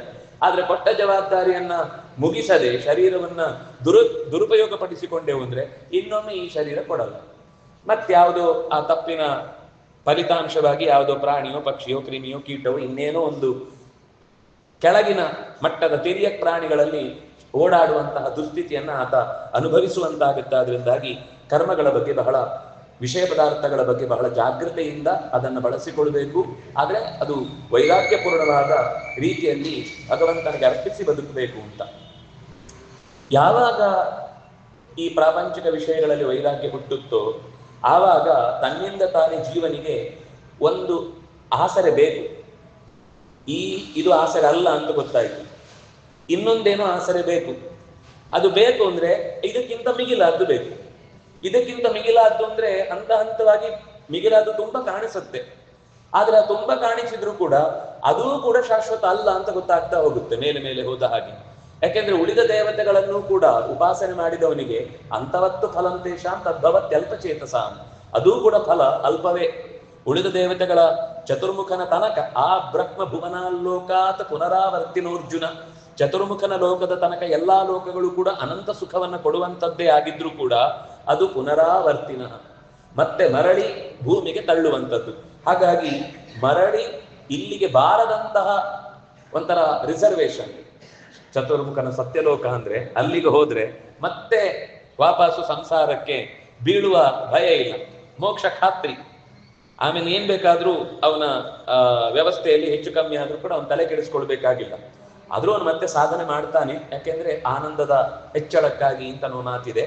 ಹೀಗೆ ಮನುಷ್ಯ ಬೇರೆ ಬೇರೆ ಸ್ಥಿತಿಯಲ್ಲಿ ಇದ್ದು ಭಗವಂತನನ್ನ ಆರಾಧನೆ ಮಾಡಬೇಕು ಅಂತ ಹೇಳುವಾಗ ಇಲ್ಲಿ ಮಧ್ಯದಲ್ಲಿ ಭಗವಂತ ಮೂರೂ ಅವಸ್ಥೆಗಳಲ್ಲಿ ನಮಗೆ ಅನುಗ್ರಹ ಮಾಡ್ತಾನೆ ಅಂತ. ಮೂರು ಅವಸ್ಥೆ ಗೊತ್ತಿರುವಂಥದ್ದು, ಇನ್ನೊಂದು ಅವಸ್ಥೆ ನಮಗೆ ಗೊತ್ತಿಲ್ಲ, ಧ್ಯಾನ. ಮೂರು ಅವಸ್ಥೆ ಯಾವುದು ಅಂದ್ರೆ ಎಚ್ಚರ, ಕನಸು, ನಿದ್ದೆ. ಈ ನಿದ್ದೆ ಮತ್ತು ಎಚ್ಚರದ ನಡುವಿನ ಒಂದು ಸಣ್ಣ ಗ್ಯಾಪ್ ಇದೆಯಲ್ಲ, ಅದು ಕನಸು. ಅದು ತುಂಬಾ ದೀರ್ಘವಾಗಿರುತ್ತೆ ಅಂತ ಹೇಳಿಕ್ ಕೊಡುದಿಲ್ಲ. ನಮ್ಗೆ ಬಿದ್ದ 5 ನಿಮಿಷದ ಕನಸಿನಲ್ಲಿ 5 ವರ್ಷದ ಕತೆ ಬಂದು ಹೋಗಿರುತ್ತೆ. ಬಹಳ ಆಶ್ಚರ್ಯ ಅದೆಲ್ಲ. ಸಾಮಾನ್ಯವಾಗಿ ಇದನ್ನು ಯಾಕೆ ಹೇಳಬೇಕು, ಈ ವಿಷಯದ ಬಗ್ಗೆ ಏನು ವಿಶೇಷತೆ ಇದೆ ಅಂದ್ರೆ ಜಯತೀರ್ಥರು ಹೇಳ್ತಾರೆ, ಇಲ್ಲಿ ಭಗವಂತನ ಮಹಾತ್ಮ ಗೊತ್ತಾಗುವುದೇ ಎಚ್ಚರಕ್ಕಿಂತ ಹೆಚ್ಚು ಕನಸಿನಲ್ಲಿ. ಎಚ್ಚರದಲ್ಲಿ ವಸ್ತುಗಳಿವೆ, ಕಾಣಿಸತ್ತೆ, ಅದನ್ನು ಅನುಭವಿಸ್ತೇವೆ. ಆದ್ರೆ ಕನಸಿನಲ್ಲಿ ವಸ್ತುಗಳಿಲ್ಲದೆ ಇದ್ರೂ ಅದರ ಅನುಭವ ಕೊಡ್ಬೇಕಲ್ವಾ. ಇದು ಅಸಾಧಾರಣ ತಾಕತ್ತು. ನಮಗೆ ಯಾವತ್ತೂ ಕೂಡ ಎದುರುಗಡೆ ಒಂದು ಸಿನಿಮಾ ನೋಡುವಾಗ ಆ ಸಿನಿಮಾ ನೋಡಿ ಆನಂದ ಪಡ್ತೇವೆ, ಆದ್ರೆ ಅದರ ಹಿಂದೆ ಪಟ್ಟ ಕಷ್ಟ, ಅದಕ್ಕೆ ಹಿಂದೆ ಬಳಸಿದ ಎಲಿಮೆಂಟ್ಗಳು, ಅದಕ್ಕಿಂತ ಹಿಂದೆ ಅದಕ್ಕೆ ಕಥೆ ತಯಾರಾದ ರೀತಿ, ಅದಕ್ಕೆ ಸಂಬಂಧಪಟ್ಟಂತಹ 100 ಪೂರ್ವ ಸಿದ್ಧತೆಗಳು, ಇದ್ಯಾವುದು ನಮ್ಗೆ ಗೊತ್ತಿಲ್ಲ. ಆನಂದ ಪಡ್ತೇವೆ ಅಷ್ಟೇ. ಅದೇ ರೀತಿ ಈ ಕನಸು ಕೂಡ ಅಷ್ಟು ಹದವಾದ, ಅಂದ್ರೆ ಬರೀ ಅಜ್ಞಾನದ ಕೊಂಪೆ ಅಲ್ಲ ಅದು. ಏನೋ ತಿಳುವಳಿಕೆ ಇಲ್ಲದೆ ಯಾರದ್ದೋ ಒಂದು ಎಡವಟ್ಟಿನಿಂದ ಆದ ವ್ಯವಸ್ಥೆ ಅಲ್ಲ ಅದು. ಅದು ಭಗವಂತನ ಮಹಿಮೆಯನ್ನ ತಿಳಿಸುವಂಥದ್ದು ಅಂತ ಸಂಧೆ ಸೃಷ್ಟಿರಾಹರಿ ಎನ್ನುವ ಸೂತ್ರಗಳ ಮೂಲಕ ಅನೇಕ ಮುಖ್ಯ ವಿಷಯಗಳನ್ನ ನಿರೂಪಣೆ ಮಾಡ್ತಾರೆ. ನಾನು ತುಂಬಾ ಸರಳವಾಗಿ ಆ ವಿಷಯವನ್ನ ಹೇಳಲಿಕ್ಕೆ ಇಷ್ಟಪಡ್ತೇನೆ. ಒಂದು ಮುಖ್ಯವಾಗಿ ಸ್ವಪ್ನದಂತೆ ಈ ಜಗತ್ತು ಅನ್ನುವ ರೀತಿಯಲ್ಲಿ ಜಗತ್ತಿನ ಉದಾಹರಣೆ ಕೊಡುವಾಗ ಇದು ಕೂಡ ಸ್ವಪ್ನದಂತೆ ಹೌದು ಅನ್ಸ್ಬಿಡುತ್ತೆ. ಬಹಳ ಸರಳವಾದ ದೃಷ್ಟಾಂತ ಅದು ನೋಡ್ಲಿಕ್ಕೆ. ಯಾಕೆಂದ್ರೆ ಕೈಯಲ್ಲಿ ಗಂಟು ಹಿಡ್ಕೊಂಡು ಬಾಯಿ ಬಡ್ಕೊಳ್ತಾ ಇರ್ತಾನೆ, ಏನೋ ಓಡ್ತಾ ಇರ್ತಾನೋ ಏನೋ ಮಾಡ್ತಿರ್ತಾನೆ, ಕೈಯಲ್ಲಿ ಹೀಗೆ ಹಿಡ್ಕೊಂಡು ಓಡ್ತಿರ್ತಾನೆ. ಇದ್ದಕ್ಕಿದ್ದಾಗ ಎಚ್ಚರ ಆಗುತ್ತೆ, ಕೈ ನೋಡಿದ್ರೆ ಗಂಟಿಲ್ಲ. ಹಾಗೆ ಈ ಜಗತ್ತು ಕೂಡ ನೀವೀಗ ಏನೋ ಹೆಂಡತಿ, ಮಕ್ಕಳು, ಸಂಸಾರ, ಆಸ್ತಿ, ಅದು ಇದು ಅಂತೆಲ್ಲ ಎಣ್ಕೊಂಡಿದ್ದೀರಿ. ಯಾವಾಗ ಭಗವತ್ ಪ್ರಜ್ಞೆ ಜಾಗೃತವಾಗುತ್ತೋ ಇದೆಲ್ಲವೂ ಕೂಡ ನೀವು ಇಡುಗಂಟೆ ಹಿಡ್ಕೊಂಡಾಗ ಕನ್ನಡಿಯಲ್ಲಿ ಗಂಟೆ ಇರುತ್ತಲ್ಲ, ಹಾಗೆ ನಿಮ್ಗಿದು ನಿಮ್ಮ ಕೈಗೆ ಸಿಗದೆ ಇರುವಂಥದ್ದು, ಇದು ಬರೀ ಅಪ್ರಬುದ್ಧವಾದದ್ದು, ಸುಳ್ಳು ಅಂತ ದೃಷ್ಟಾಂತ ಕೊಡ್ಲಿಕ್ಕೆ ಹೌದು ಅಂತ ಅನ್ಸುತ್ತೆ. ಬಹಳ ಸಹಜವಾಗಿ ಅನ್ಸುತ್ತೆ. ಹೌದು, ಎದ್ದಾಗ ನಾನು ಏನೇನು ಹಿಡ್ಕೊಂಡಿದ್ನೋ ಅದ್ಯಾವುದು ಎದ್ದಾಗ ನನ್ನ ಕೈಯಲ್ಲಿ ಇಲ್ಲ, ಆದ್ರಿಂದಾಗಿ ಇದು ಸುಳ್ಳು. ಹಾಗೇನೆ ಜಗತ್ತು ಕೂಡ ಸುಳ್ಳು. ಇಲ್ಲಿ ಒಂದು ಅಂಶ ಗಮನಿಸಬೇಕಾದ್ದೇನು ಅಂದ್ರೆ, ಯಾರಿಗಾದ್ರೂ ಹಾಗೆ ಎಚ್ಚರಾಗಿ ಸುಳ್ಳು ಅಂತ ಅನಿಸಿದವರನ್ನು ಕೇಳೋಣ ಅಂದ್ರೆ ಇಲ್ಲಿ ತನಕ ಯಾರು ಸಿಕ್ಕಿಲ್ಲ. ಈ ಮಹಾ ನಿದ್ದೆಯಲ್ಲಿ ಕನಸು ಕಾಣ್ತಾ ಇದ್ದೇವೆ ಅಂತ ಇಟ್ಕೊಳ್ಳಿ. ಇನ್ನೂ ಭಯಾನಕವಾದದ್ದೊಂದಿದೆ. ಚೀನಿ ದೇಶದ ಒಂದು ದರ್ಶನದಲ್ಲಿ ಅವ್ರೇನ್ ಹೇಳುದು ಅಂದ್ರೆ, ಯಾರೋ ಒಬ್ಬ ಕನಸು ಕಾಣ್ತಾ ಇದ್ದಾನೆ, ಅವರ ಕನಸಿನಲ್ಲಿ ನಾವೆಲ್ಲ ಓಡಾಡ್ತಾ ಇದ್ದೀವಿ ಅಂತ. ಅದು ಇನ್ನೂ ಒಂದು ವಿಚಿತ್ರವಾದ ಸಿದ್ಧಾಂತ ಇದೆ. ಆದ್ರೆ ಏನೇ ಹೇಳಿ, ಎಚ್ಚರ ಆಗುದು ಯಾವಾಗ? ದೇವರ ದರ್ಶನ ಆದಾಗ ಅಂತ ಹೇಳ್ತಾರೆ, ಸರಿ, ಅದನ್ನು ಒಪ್ಕೊಳ್ಳೋಣ. ನಮ್ಗೆ ಲೋಕದಲ್ಲಿ ಯಾವುದೆಲ್ಲ ಭ್ರಮೆ ಅಂತ ಅನ್ಸಿದೆಯೋ ಅದೆಲ್ಲ ತಕ್ಷಣದಲ್ಲೇ ಅದಕ್ಕೆ ಪರಿಹಾರವೂ ಕಂಡಿದೆ. ಅವನಿಗಲ್ಲದೆ ಇದ್ರೆ ಇನ್ನೊಬ್ಬನಿಗಾದ್ರೂ, ಈಗ ಒಬ್ಬನಿಗೆ ಹಗ್ಗವನ್ನ ನೋಡಿ ಹಾವು ಅಂತ ಭ್ರಮೆ ಬರ್ಬೋದು, ಪಕ್ಕದವನು ಹೇಳಿದ್ರೆ ಏಯ್ ಪುಣ್ಯಾತ್ಮ, ಅದು ನಾನೇ ಆಗಿ ಇಟ್ಟೋಗಿದ್ದು ಹಗ್ಗ, ಅದು ಹಾವಲ್ಲ ಅಂತ ಹೇಳಿದ ತಕ್ಷಣ ಇನ್ನೊಬ್ಬನಿಂದ ಅವನಿಗೆ ಜಾಗೃತಿ ಬಂತು. ಅಥವಾ ಅವನಿಗೆ ಸ್ವಲ್ಪ ಹೊತ್ತಾದ್ಮೇಲೆ ಬಂದಾಗ ಬೆಳಕು ನೋಡಿದ್ಮೇಲೆ ಗೊತ್ತಾಗುತ್ತೆ. ಅಂದ್ರೆ ಈ ಲೋಕದಲ್ಲಿ ಕಾಣುವ ಭ್ರಾಂತಿ ಒಂದಲ್ಲ ಒಂದು ಕಾಲದಲ್ಲಿ ಪರಿಹಾರ ಆಗ್ಬೇಕು. ಆದ್ರೆ ಈ ಜಗತ್ತು ಹೀಗೆ ಭ್ರಾಂತಿ ಅಂತನ್ನುವ ಪರಿಹಾರ ಆದ ಅನುಭವ ಎಲ್ಲಿದೆ? ಹೇಗೆ ಗೊತ್ತಾಗುತ್ತೆ? ಎಲ್ಲಿಂದ ಗೊತ್ತಾಗುತ್ತೆ? ಆಗ ಒಂದು ನಮಗೆ ತಿಳ್ಕೊಳ್ಬೇಕಾದ ಸಂಗತಿ ಎನ್ನುವುದು, ಸ್ವಪ್ನ ಅಂದ್ರೆ ಏನು ಅಂತ. ಮೊದಲು ಸ್ವಪ್ನ ಅಂದ್ರೆ ಏನು? ನಮ್ಗೆ ಅನ್ಕೊಂಡ ಹಾಗೆ ಕನಸಿನಲ್ಲಿ ಒಂದಿಷ್ಟು ನಾವು ಈಗ ಸ್ಕೈ ಸ್ಕ್ರೇಪರ್ಗಳೆಲ್ಲ ಕಾಣುತ್ತೆ. ನಮ್ಮ ಕಿರುನಾಲಿಗೆಯ ತುದಿಯಲ್ಲಿ ಒಂದು ಸಣ್ಣ ಬಿಂದುವಿನಲ್ಲಿ ಇಡೀ ಜಗತ್ತಿನ ಎಲ್ಲ ಸಂಗತಿಗಳು ಕೂಡ ಅತ್ಯಂತ ಸ್ಪಷ್ಟವಾಗಿ, ವಸ್ತುತಃ ಆ ಜಾಗದಲ್ಲಿ ಎಲ್ಲೂ ಕೂಡ ಟಾರ್ ರೋಡ್ಗಳಿಲ್ಲ, ಅಲ್ಲಿ ಅಂಗಡಿಗಳಿಲ್ಲ, ಯಾವುದೇ ತರದ ವಸ್ತುಗಳಿಲ್ಲ, ಆದ್ರೂ ಅದು ಕಾಣುತ್ತೆ. ಅದರಿಂದಾಗ ಅವ್ರು ಹೇಳುದು ಉಪಾದಾನ ಕಾರಣಗಳೇ ಇಲ್ಲ, ಅದರಿಂದಾಗಿ ಅದು ಸುಳ್ಳು, ಕೇವಲ ನಮ್ಮ ಕಲ್ಪನೆ ಅಂತ. ಆದ್ರೆ ಆಚಾರ್ಯರು ಹೇಳ್ತಾರೆ, ಅದನ್ನ ವಿವರಣೆ ಮಾಡುವಾಗ ಮತ್ತೆ ಬಿಡಿಸಿ ಹೇಳ್ತಾರೆ. ಲೋಕದ ಒಂದು ಉದಾಹರಣೆ ನೋಡೋಣ. ಈಗ ನಾನು ಆಗ್ಲೇ ಹೇಳಿದ ಹಾಗೆ ಒಂದು ದೃಶ್ಯ ಮಾಧ್ಯಮದಲ್ಲಿ ಪರದೆ ಮೇಲೆ ಒಂದು ಚಿತ್ರವನ್ನ ನಾವು ನೋಡುತ್ತಾ ಇದ್ದೇವೆ. ಈ ಚಿತ್ರ ನೋಡುವಾಗ ನಮ್ಗೆ ಏನ್ ಅನ್ಸುತ್ತೆ ಅಂದ್ರೆ, ಎದುರುಗಡೆ ಕೂತವನು ಆ ನಾಯಕನ ಸ್ಥಾನದಲ್ಲಿ ನಿಂತು ತಾನೇ ಎದುರಾಳಿಗೆ ಹೊಡಿತಾ ಇದ್ದೇನೆ ಅಂತನ್ನುವ ಖುಷಿಯಲ್ಲಿ ಕೂತಿರ್ತಾನೆ. ಯಾಕೆಂದ್ರೆ ಭಾರತೀಯ ಪ್ರೇಕ್ಷಕ ಒಂಥರ ಸ್ವದರ್ಶಕ, ತನ್ನನ್ನು ನೋಡ್ತಿರ್ತಾನೆ. ನನಗೆ ಯಾವ್ದು ಮಾಡ್ಲಿಕ್ಕಾಗಲ್ವೋ ಅದನ್ನ ಅವ್ನು ಮಾಡ್ತಿದ್ದಾನೆ ಅಂತ ನೋಡಿ ಇಲ್ಲಿ ಅಲ್ಲಿ ಕಡಿತಾ ಇರ್ತಾನೆ, ಮುಷ್ಟಿಗೆ ಹಿಡಿತಾ ಇರ್ತಾನೆ, ಎಲ್ಲ ಮಾಡ್ತಿರ್ತಾನೆ. ಅಂದ್ರೆ ತನ್ನ ಸಮಸ್ತ ಭಾವನೆಗಳನ್ನ ಅವನಲ್ಲಿ ಆರೋಪಿಸಿ ಅವ್ನು ಮಾಡುವುದನ್ನು ಸರಿ ಅಂತ ಸಮರ್ಥಿಸುವ ಹಠದಲ್ಲಿ ಬಿದ್ದಿರ್ತಾನೆ. ಆದ್ರೆ ಯೋಚನೆ ಮಾಡಿದ್ರೆ ಅದು ಯಾವುದು ಈಗ ಅಲ್ಲಿ ನಡೀತಾ ಇಲ್ಲ. ಆದ್ರೆ ನಡೀತಾ ಇಲ್ಲ ಅಂತ ನೀವು ಒಂದೇ ಸರ್ತಿ ನಿರಾಕರಣೆ ಮಾಡುವ ಹಾಗಿಲ್ಲ. ನಡೀತಾ ಇರುವ ಹಾಗೆ ಹಿಂದಿನಿಂದ ಒಂದು ಪ್ರೊಜೆಕ್ಟರ್ನಲ್ಲಿ ಅದನ್ನ ಆನ್ ಮಾಡಿದ್ದಾರೆ. ಆ ಪ್ರೊಜೆಕ್ಟರ್ನಲ್ಲಿ ಎಲ್ಲಿದ್ದ ಬಂತದು? ಹಿಂದೆ ಅದನ್ನು ಶೂಟಿಂಗ್ ಮಾಡಿತ್ತು. ಹಿಂದೆ ಶೂಟಿಂಗ್ ಆಗಿದ್ದನ್ನ ಈಗ ಅಲ್ಲಿ ಪ್ರೊಜೆಕ್ಟರ್ನಲ್ಲಿ ಹಾಕಿ ನಿಮ್ಗೆ ತೆರೆಯಲ್ಲಿ ತೋರಿಸ್ತಾ ಇದ್ದಾರೆ. ಹಾಗೇನೆ ನಮಗೂ ಕೂಡ, ಅದಕ್ಕೆ ನೋಡಿ ಹೆಸರು ಎಷ್ಟು ಚಂದ ಇಟ್ಟಿದ್ದಾರೆ ಅಂತ, ತೈಜಸ ಅಂತ. ಹೆಸರಿನಲ್ಲೇ ಅದರ ಸ್ವಾರಸ್ಯ ಇದೆ. ನಾವು ಹೇಗೆ ಥಿಯೇಟರ್ನಲ್ಲಿ ಕೂತ್ಕೊಂಡು ಎದುರುಗಡೆ ಚಿತ್ರದಲ್ಲಿ ಒಂದು ತೈಜಸ ಬೆಳಕಿನಿಂದಾಗಿ, ಅದೆಲ್ಲ ನೆರಳು ಬೆಳಕು, ಅಲ್ಲಿ ಏನೂ ಬೇರೆ ಯಾವ ವಸ್ತು ಇಲ್ಲ, ಅಲ್ಲಿ ಇರುವುದು ಬರೀ ಬೆಳಕು ಮತ್ತು ನೆರಳು. ಆ ಬೆಳಕು ನೆರಳುಗಳ ಆಟದಲ್ಲಿ ಇಡೀ ಜಗತ್ತಿನ ಅಷ್ಟೂ ಚಿತ್ರಣಗಳು ಆ ತೆರೆಯ ಮೇಲೆ ಕಾಣುತ್ತೆ. ಹಾಗೇ ಭಗವಂತ ನಮ್ಮೊಳಗು ತೈಜಸನಾಗಿ ನೆರಳು ಬೆಳಕುಗಳ ಆಟದ ನಡುವೆ ಒಳಗೆ ಏನು ನಡೀತಾ ಇದೆ ಅದು ಸಂಸ್ಕಾರ ರೂಪವಾಗಿ ಹಿಂದೆ ಇದ್ದದ್ದು. ನಾವೆಲ್ಲೋ ನಾಯಿಯನ್ನು ನೋಡಿರ್ತೇವೆ, ಅದು ಕಚ್ಚುವಂಥದ್ದು ಅಂತ ಒಂದೆರಡು ಸರ್ತಿ ಯಾರದ್ದು ಕೇಳಿ ಅನುಭವ ಆಗಿರುತ್ತೆ. ಕನಸಿನಲ್ಲಿ ಆ ನಾಯಿ ಬರುತ್ತೆ, ಅಟ್ಟಿಸ್ಕೊಂಡು ಬರುತ್ತೆ, ಓಡ್ಲಿಕ್ಕೆ ಶುರು ಮಾಡ್ತಾನೆ. ಇದಿಷ್ಟು ದೃಶ್ಯ ಅವನಿಗೆ ತಲೆ ಒಳಗೆ ಬಿದ್ದದ್ದು ಯಾಕೆ ಅಂದ್ರೆ, ಹಿಂದೆ ಯಾವತ್ತೋ ಒಂದು ದಿವಸ ಅಂತಹದ್ದೊಂದು ಪ್ರಕರಣ ಅವನೊಳಗೆ ನಡೆದ್ರೆ. ಅಲ್ಲ, ಆನೆ ಹೇಗಿದೆ? ಇಷ್ಟು ಸಣ್ಣ ದೃಶ್ಯದಲ್ಲಿ ಆನೆ ಹೇಗೆ ಕಾಣುತ್ತೆ? ನಮ್ಮ ಇಷ್ಟು ಸಣ್ಣ ಮೊಬೈಲ್ ನಲ್ಲಿ ಏನೇನೋ ಕಾಣಲ್ವಾ? ಕಿಂಗ್ ಕಾಂಗ್ ಅಂತೆ, ನೂರಾರು ತರದ ಎತ್ತರದ ಗಾತ್ರದ ಪ್ರಾಣಿಗಳು, ಪಕ್ಷಿಗಳು, ಕೈಪರ್ಗಳು ಎಲ್ಲ ಪ್ರವಾಹದಲ್ಲಿ ಕೊಚ್ಚಿ ಹೋದ ದೃಶ್ಯಗಳನ್ನು ನೋಡಲ್ವಾ? ಅಷ್ಟು ಸಣ್ಣದ್ರಲ್ಲಿ ಹೇಗೆ ಕಾಣುತ್ತೆ? ಅದು ಅಷ್ಟು ಸಣ್ಣದ ಕೈಪರ್ ನೀವು ಹಾಕಿದ್ರೆ ಅದು ಕಿಟಕಿ ಒಂದು ಕಂಬಿಯೂ ಬರಲ್ಲ ಅದರೊಳಗೆ, ಆ ಚಿತ್ರದ ಅಳತೆಯನ್ನು ಗಮನಿಸಿದ್ರೆ. ಆದ್ರೆ ಇಡೀ ಕಟ್ಟಡಗಳೇ ಇಳಿದು ಹೋದಾಗ ಕಾಣುತ್ತೆ. ಹೇಗೆ ಕಾಣಿಸ್ತು? ನೆರಳು ಬೆಳಕಿನ ಆಟದಲ್ಲಿ ನಾವು ಹಿಂದೆ ಕಂಡಂತಹ ಸಂಸ್ಕಾರದ ವಶದಿಂದ ಪ್ರೊಜೆಕ್ಟರ್ನಲ್ಲಿ ತೋರಿಸಿದ ಹಾಗೆ ಒಳಗಿನಿಂದ ನಾವು ಕಂಡ ಸಂಗತಿಗಳೇ ಅಲ್ಲಿ ಕಾಣುತ್ತೆ. ಆನೆ ಹೇಗೆ ಕಂಡಿತು ಅಥವಾ ಇಷ್ಟು ದೊಡ್ಡದು ಹೇಗೆ ಕಂಡಿತು ಅಂತಂದ್ರೆ, ಅದೂ ಕೂಡ ಬೆಳಕಿನ ವ್ಯವಸ್ಥೆಯಲ್ಲಿ ಅಷ್ಟು ಸೂಕ್ಷ್ಮ ಮಾಡಿ ತೋರಿಸ್ಲಿಕ್ಕೆ ಬರುತ್ತೆ. ಇನ್ನು ಒಂದು ವಿಶೇಷತೆ ಏನು ಅಂದ್ರೆ, ಇದರ ಹಿಂದೆ ಗಮನಿಸಬೇಕಾದ್ದೇನು ಅಂದ್ರೆ, ಹಾಗಾದ್ರೆ ಸುಳ್ಳೇನು? ಸಂಸ್ಕಾರ ಸತ್ಯ. ಕೆಲವೊಮ್ಮೆ ಯಾವುದು ಮೊಲಕ್ಕೆ ಕೋಡಿದ್ದ ಕಾಣುತ್ತಲ್ವಾ? ಜಗತ್ತಲ್ಲಿ ಎಲ್ಲೂ ಮೊಲಕ್ಕೆ ಕೋಡೆ ಇಲ್ಲ. ನಿಮ್ಗೆ ಹೇಗೆ ಕಾಣಿಸ್ತು? ಕೋಡ್ ಬೇರೆ ಕಡೆ ನೋಡಿದ್ವಿ, ಮೊಲ ಇನ್ನೊಂದು ಕಡೆ ನೋಡಿದ್ವಿ. ಈ ಕೆಲವೊಂದು ಉಪನ್ಯಾಸದಲ್ಲಿ ಯಾರು ಹೇಳುವಾಗ ಮೊಲದ ಕೋಡ್ ಹೇಗೆ ಸುಳ್ಳೋ ಹಾಗೆ ಅಂತ ಅವ್ರು ಹೇಳಿದ್ದು ಕೇಳಿದ್ವಿ. ಒಂದ್ಸಲ ಯೋಚನೆ ಮಾಡುತ್ತೆ ಮನಸ್ಸು, ಮೊಲಕ್ಕೆ ಕೋಡಿದ್ರೆ ಹೇಗೆ ಕಾಣುತ್ತೆ? ಅದು ರಿಜಿಸ್ಟರ್ ಆಗುತ್ತೆ. ರಿಜಿಸ್ಟರ್ ಆಗಿ ಕನಸು ಬರುವಾಗ ಮೊಲಕ್ಕೆ ಕೋಡಿದ್ದಾಗ ಕಾಣುತ್ತೆ. ವಸ್ತುತಃ ಮೊಲಕ್ಕೆ ಕೋಡಿಲ್ಲ ಅನ್ನೋದು ಸತ್ಯವೇ. ಆದ್ರೆ ಬರೀ ನೀವು ಪ್ರತ್ಯೇಕ ಮಾಡಿ ಕೋಡು ಅಂತ ಅನ್ನೋದೊಂದು ಸಂಸ್ಕಾರ ಇದೆ, ಮೊಲ ಅಂತ ಅನ್ನೋದೊಂದು ಸಂಸ್ಕಾರ ಇದೆ, ಮಿಕ್ಸ್ ಆಗುತ್ತೆ. ಸೀದಾ ಆನೆ ತೆಗೆದು ಕಿಸೆಯಲ್ಲಿ ಹಾಕೊಂಡು ಹೋಗ್ತಾನೆ. ಅಂದ್ರೆ ಅಲ್ಲಿ ಇರುವ ವಸ್ತುಗಳೆಲ್ಲ ಸತ್ಯ, ಆದ್ರೆ ಅದರಿಂದ ಆಗುವ ಘಟನೆಗಳ ವಿಷಯ ಮಾತ್ರ ಅದು ಬೆಳಕಿನ ಆಟ. ಆದ್ರಿಂದ ಏನ್ ಬೇಕಾದ್ರೂ ಆಗುತ್ತೆ. ನಾವು ಒಳಗೆ ಹೋಗುವಾಗ ಬೆಂಗಳೂರಿನ ಯಾವುದೋ ಕೋಣೆ ಒಳಗೆ ಹೋಗ್ತೇವೆ, ಆ ಬಾಗಿಲಿಂದ ಹೊರಗೆ ಬರುವಾಗ ತಿರುಪತಿಯಿಂದ ಬರ್ತೇವೆ. ಅಂದ್ರೆ ನಾವು ಬೆಂಗಳೂರನ್ನು ನೋಡಿದ್ದೇವೆ, ತಿರುಪತಿಯನ್ನು ನೋಡಿದ್ದೇವೆ. ನಮ್ಗೆ ಆ ಕಾಲದ ಘಟ್ಟ ಅತ್ಯಂತ ಸಂಕ್ಷೇಪವಾಗಿ, ಅತ್ಯಂತ ಸೂಕ್ಷ್ಮ ಕಾಲದಲ್ಲಿ ಇಡೀ ಘಟನೆ ನಮ್ಮ ತಲೆ ಒಳಗೆ 1 ನಿಮಿಷದಲ್ಲಿ 1 ವರ್ಷದ ಕತೆ ಮುಗ್ದೋಗುತ್ತೆ. ಅಂದ್ರೆ ಹಾಗೆ ಅದು ದೇವರ ತಾಕತ್ತು, ತೋರಿಸುವ ತಾಕತ್ತು ಅಂದ್ರೆ ಅದು. ಹಾಗಾಗಿ ಸಂಸ್ಕಾರ ಸತ್ಯ. ಅಲ್ಲಿ ಕಂಡ ದೃಶ್ಯಗಳು ನೋಡಿ, ಅಲ್ಲಿ ಏನು ಘಟನೆ ತೋರಿಸಿದ್ದಾರೆ ಅದು 100ಕ್ಕೆ 100 ಸುಳ್ಳಾಗ್ಲಿಕ್ಕೆ ಸಾಧ್ಯ. ಯಾಕೆಂದ್ರೆ ಆ ಘಟನೆಯನ್ನ ಚಿತ್ರೀಕರಿಸಿದ ಜಾಗದಲ್ಲಿ ಅದೆಲ್ಲ ನಡೆದಿದೆ. ಅಲ್ಲಿ ನಡೆದಿಲ್ಲೇ ಇರ್ಬೋದು, ಆದ್ರೆ ನಡೆದ ಜಾಗದಲ್ಲಿ ಅದು ಸತ್ಯವೇ. ಹಾಗಾದ್ರೆ ಎಚ್ಚರ ಆದಾಗ ಸುಳ್ಳು ಅಂತ ಯಾಕೆ ಭ್ರಮೆ ಬಂತು? ಅದಕ್ಕೆ ಹೇಳಿದ್ರು, ಭ್ರಮೆಯ ಅಂಶ ಯಾವುದು ಅಂದ್ರೆ, ನಾವು ಕನಸಿನಲ್ಲಿ ಕಾಣುವಾಗ ಹೇಗೆ ಕಾಣ್ತಾ ಇರ್ತೀವಿ ಅಂದ್ರೆ, ಈಗ ಎಚ್ಚರದಲ್ಲಿದ್ದಾಗ ಹೇಗೆ ಕಾಣ್ತಾ ಇದ್ದೇವೋ ಅದೇ ಅನ್ಕೊಂಡು ನೋಡ್ತಾ ಇರ್ತೀವಿ.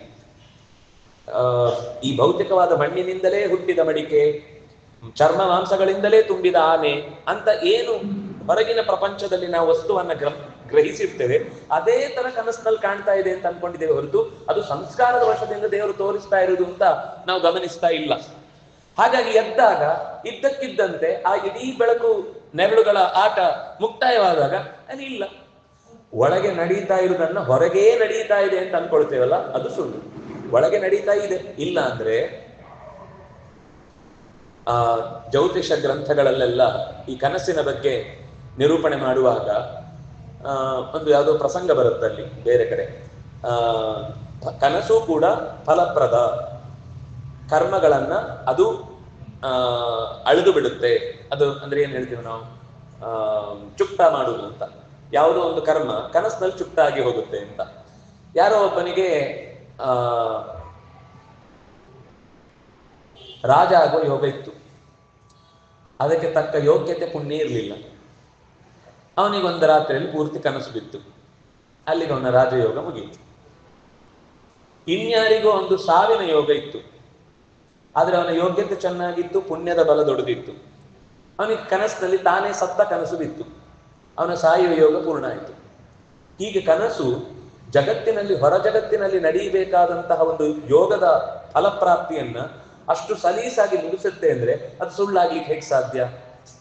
ಇನ್ನೂ ಸೂಕ್ಷ್ಮವಾಗಿ ಕೆಲವೊಂದು ಸರ್ತಿ ಬೆಳಗ್ಗೆ ಏಳುವಾಗ ಆಗುವ ಕನಸು ಅದು ನಮಗೆ ಏನೋ ಸೂಚನೆ ಕೊಡುತ್ತೆ ಅಂತ ಹೇಳ್ತೇವಲ್ಲ, ಶುಭಾಶುಭ ಫಲ ಸೂಚನೆಗಳನ್ನ ಕೊಡುವ ಶಕುನ ಸುಳ್ಳಾಗುವುದು ಹೇಗೆ ಸಾಧ್ಯ? ಇಲ್ಲದೆ ಇರುವಂತದ್ದಲ್ಲ ಅದು. ಅದು ಸೂಚನೆ ಕೊಡುವಂಥದ್ದೇ. ದೃಷ್ಟಂಚ ಅದೃಷ್ಟಂಚ ಭೂತಂಚ ಅನುಭೂತಂಚ ಅನನುಭೂತಂಚ.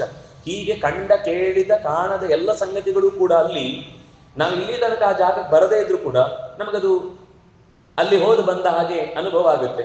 ಯಾಕೆಂದ್ರೆ ನನಗೆ ಮುಂದೇನು ನಡೆಯುವುದನ್ನು, ಯಾಕೆಂದ್ರೆ ನಮ್ಗೆ ಗೊತ್ತಿಲ್ಲದೆ ಇದ್ರು ಕೂಡ ದೇವರಿಗೆ ನಾನು ಮುಂದೆ ಎಲ್ಲಿ ಹೋಗ್ಬೇಕು ಅಂತ ಗೊತ್ತಿದೆ ಅಲ್ವ, ಅದಕ್ಕೆ ಅವನಿಗೆ ಮುಂದೆ ಆಗುವ ಒಂದು ಘಟನೆಯನ್ನು ಅಲ್ಲಿ ದೃಶ್ಯ ರೂಪದಲ್ಲಿ ತೋರಿಸಿ, ನೋಡು ಎಚ್ಚರವಾಗಿರು ಅನ್ನೋದನ್ನೊಂದು ಪಾಠ ಕೊಟ್ಟದ್ರಿಂದ ಮುಂದೆ ನಡೆಯುವ ಘಟನೆಯಲ್ಲಿ ಸತ್ಯ ಆಯಿತು ಅಂತಂದ್ರೆ ಏನರ್ಥ? ಈ ಸೂಚನೆ ಸತ್ಯ ಅಂತ ಅರ್ಥ ಅಲ್ವಾ? ಹಾಗಾಗಿ ಸ್ವಪ್ನ ಸತ್ಯ, ಆದ್ರೆ ಹೊರಗಿನ ವಸ್ತುಗಳಂತೆಯೇ ಸತ್ಯ ಅಂತ ಭಾವಿಸಿದ್ದು ಸುಳ್ಳು. ಹಾಗಾಗಿ ಈ ಸ್ವಪ್ನದ ವಿಶೇಷತೆಯಲ್ಲಿ ಭಗವಂತನ ಕಾರುಬಾರು ಗಮನಿಸಿದಾಗ, ಈ ಮಾಹಾತ್ಮ್ಯವನ್ನ ನಾವು ಅರ್ಥ ಮಾಡಿಕೊಂಡಾಗ ಅವನ ಮೇಲೆ ಇನ್ನಷ್ಟು ಭಕ್ತಿಯನ್ನು ಹೆಚ್ಚಿಸಿಕೊಳ್ಳಿಕ್ಕೆ ಸಾಧ್ಯ. ಆದ್ರಿಂದಾಗಿ ಈ ಭಕ್ತಿಯ ಪಾದವನ್ನು ಹೇಳುವಾಗ ಅದರಲ್ಲಿ ಸ್ವಪ್ನದ ಸತ್ಯತ್ವದ ವಿಷಯವನ್ನ ಅತ್ಯಂತ ಅದ್ಭುತವಾಗಿ, ಯಾಕೆಂದ್ರೆ ಪ್ರಕ್ರಿಯೆಗಳು ಅಂತಂದ್ರೆ ಕೇವಲ ಅದೊಂದು ಶಬ್ದಗಳ ಆಡಂಬರ ಅಲ್ಲ. ಕೆಲವೊಂದ್ಸರ್ತಿ ಏನು ಅಂದ್ರೆ ನಾವು ಕೂಡ ಪ್ರಕ್ರಿಯೆಗಳನ್ನು ಹೇಳ್ತೇವೆ ಅಂತ ಹೇಳುವುದಿರುತ್ತೆ, ಆದ್ರೆ ಅದು ಪ್ರಕ್ರಿಯೆ ಶಬ್ದ ಆಯ್ತು ಹೊರತು ನೀವು ಅನುಭವದ ದೃಷ್ಟಿಯಿಂದ ಅದನ್ನ ಏನ್ ಹೇಳ್ತೀರಿ ಆ ಅರ್ಥ ಕೊಡದೆ ನೀವು ಅದನ್ನ ಸಮರ್ಥಿಸಿಕೊಳ್ಳಿಕ್ ಸಾಧ್ಯ ಇಲ್ಲ. ಹಾಗಾಗಿ ಸ್ವಪ್ನವೂ ಕೂಡ ಭಗವಂತನ ಮಹಾತ್ಮ್ಯವನ್ನ ತಿಳಿಸುವಂಥದ್ದು ಅನ್ನುವ ದೃಷ್ಟಿಯಿಂದ ಇಲ್ಲಿ ಅನೇಕ ಇಂಥ ಸೂಕ್ಷ್ಮ ವಿಚಾರಗಳನ್ನೆಲ್ಲಿ ಚರ್ಚೆ ಮಾಡ್ತಾ ಹೋಗ್ತಾರೆ.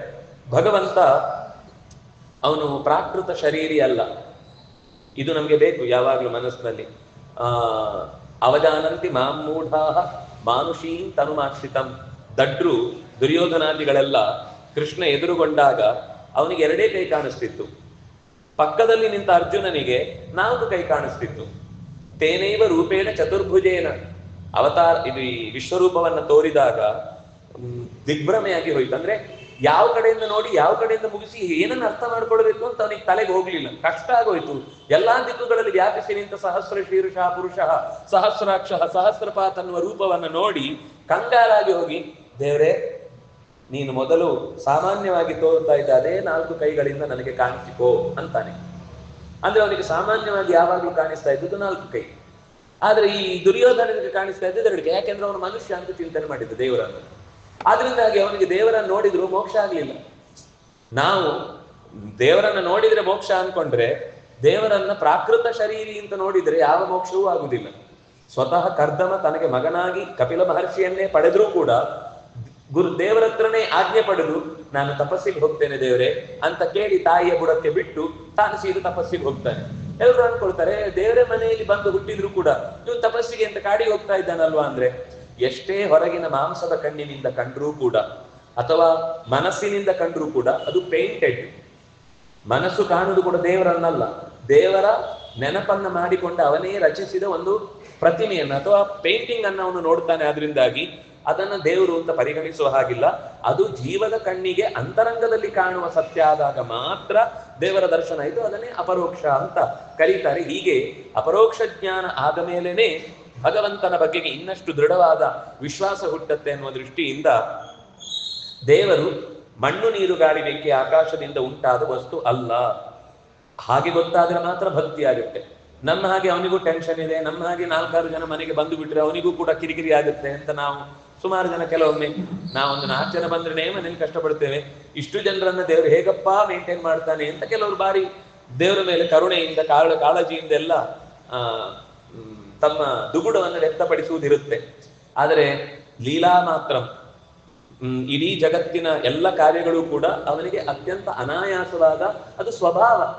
ದೇವಶೇಷ ಸ್ವಭಾವಯಂ, ಅದು ಅವನ ಇಷ್ಟಪಟ್ಟು ತಾನೇ ಖುಷಿಯಿಂದ ತನ್ನ ಸ್ವಭಾವದ ಸಹಜವಾಗಿ ಮಾಡುವಂತದ್ದಾದ್ರಿಂದ ಅಲ್ಲಿ ಅವನಿಗೆ ಕಷ್ಟವೋ ಬೇಸರಿಕೆಯೋ ಯಾವಾಗಪ್ಪ ಮುಗಿಯುತ್ತೆ ಅನ್ನುವ ತಹತಹಿಕೆಯೋ ಇಂಥದ್ದು ಯಾವುದೂ ಇಲ್ಲ ಅನ್ನುವ ಅವನ ಸೃಷ್ಟಿ ಸಂಹಾರ ಪ್ರಕ್ರಿಯೆಗಳು ಅನಾಯಾಸವಾದ ಕರ್ಮಗಳು ಅಂತ ತಿಳಿಸ್ತಾರೆ. ಹೀಗೆ ಅವನು ಅವ್ಯಕ್ತ, ಅಚಿಂತ್ಯ ಮತ್ತೆ ಅಶಬ್ದ ಅಂತಾರೆ. ಅಲ್ಲ ನೀವು ಅಶಬ್ದ ಅಂತ ಹೇಳ್ತೀರಿ, ಈಗ ಅಚಿಂತ್ಯ ಅವ್ಯಕ್ತ ಅಂದ್ರಿ. ಹಾಗಂದ್ರೆ ಏನರ್ಥ? ಅಚಿಂತ್ಯ ಅಂದ್ರೆ ನಮಗೆ ಚಿಂತಿಸಿ ಮುಗಿಸಲಾರದು ಅಂತ ಅರ್ಥ. ಸ್ವಲ್ಪ ಸ್ವಲ್ಪ ತಿಳಿತಾನೆ. ಅದು ಓಂಕಾರ ಶಬ್ದದ ಅರ್ಥ. ಅ ಅಂತ ದೇವರ ಹೆಸರು. ಅಕ್ಷರಾಣಂ ಅಕಾರೋಸ್ಮಿ ಅಂತ ಹೇಳಿದ್ರು ಕೃಷ್ಣನೇ ಗೀತೆಯಲ್ಲಿ ಹೇಳಿದ. ನನ್ನ ಹೆಸರು ಅ. ಅ ಅಂತ ಯಾಕೆ ಅಂದ್ರೆ ನೀವು ತಿಳಿದ ಯಾವುದೂ ಅಲ್ಲ.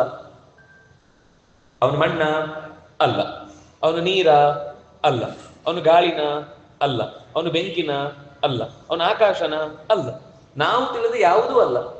ನಮ್ಗೆ ಕೆಲವೊಮ್ಮೆ ಈ ವಾಟ್ಸಾಪ್ ಯೂನಿವರ್ಸಿಟಿಗಳಲ್ಲೆಲ್ಲ ಕೆಲವೊಂದು ಸರ್ತಿ ದೇವರು ನಮ್ಮ ಹಾಗೆ ಮೆತ್ತನೆ ಮೈ ಇದೆ, ಅವನಲ್ಲೂ ರೋಮ ಇದೆ, ಅವನಿಗೂ ನೀರು ಹಾಕಿದಾಗ ಅಲ್ಲಿ ಬೆವರುತ್ತೆ.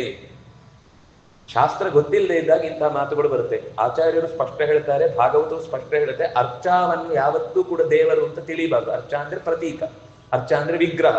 ವಿಗ್ರಹ ದೇವರಲ್ಲ, ವಿಗ್ರಹದಲ್ಲಿ ದೇವರು. ನ ಪ್ರತೀಕೆ ನಹಿ ಸಹ. ಈ ಭಾವುಕತೆ ಕೆಲವೊಮ್ಮೆ ಜಾಸ್ತಿ ಆದಾಗ ಅವನಿಗೆ ತಿನ್ನಿಸುವುದು ಉಣ್ಣಿಸುವುದೆಲ್ಲ ಮಾಡುವುದಿರುತ್ತೆ. ಭಾವನೆ ಪ್ರಾಮಾಣಿಕವಾದ್ದು, ತಪ್ಪಿಲ್ಲ. ಆದ್ರೆ ತಿಂತಾನೆ, ನಾವು ಊಟ ಹಾಕದಿದ್ರೆ ಪಾಪ ದೇವರು ಉಪವಾಸ ಬಿದ್ದು ಸಾಯ್ತಾನೆ ಅಂತೆಲ್ಲ ಅನ್ಕೊಳ್ಳಿಕ್ ಹೋಗ್ಬಾರ್ದು. ನಾವು ತಿನ್ನುವ ಮುನ್ನ ನಮ್ಮ ಹೊಟ್ಟೆ ತುಂಬಿಸುವುದಕ್ಕೆ ಕಾರಣೀಕರ್ತನಾದ ಭಗವಂತನಿಗೆ ಇದನ್ನು ಒಪ್ಪಿಸಿಯೇ ತಿನ್ಬೇಕಾದ ನನ್ನ ಕರ್ತವ್ಯ ಅನ್ನೋ ದೃಷ್ಟಿಯಿಂದ ನೈವೇದ್ಯ ಮಾಡುವುದು ಹೊರತು ದೇವರಿಗೆ ಪಾಪ ಊಟ ಇಲ್ಲ ಅಂತ ಆಗುತ್ತೆ.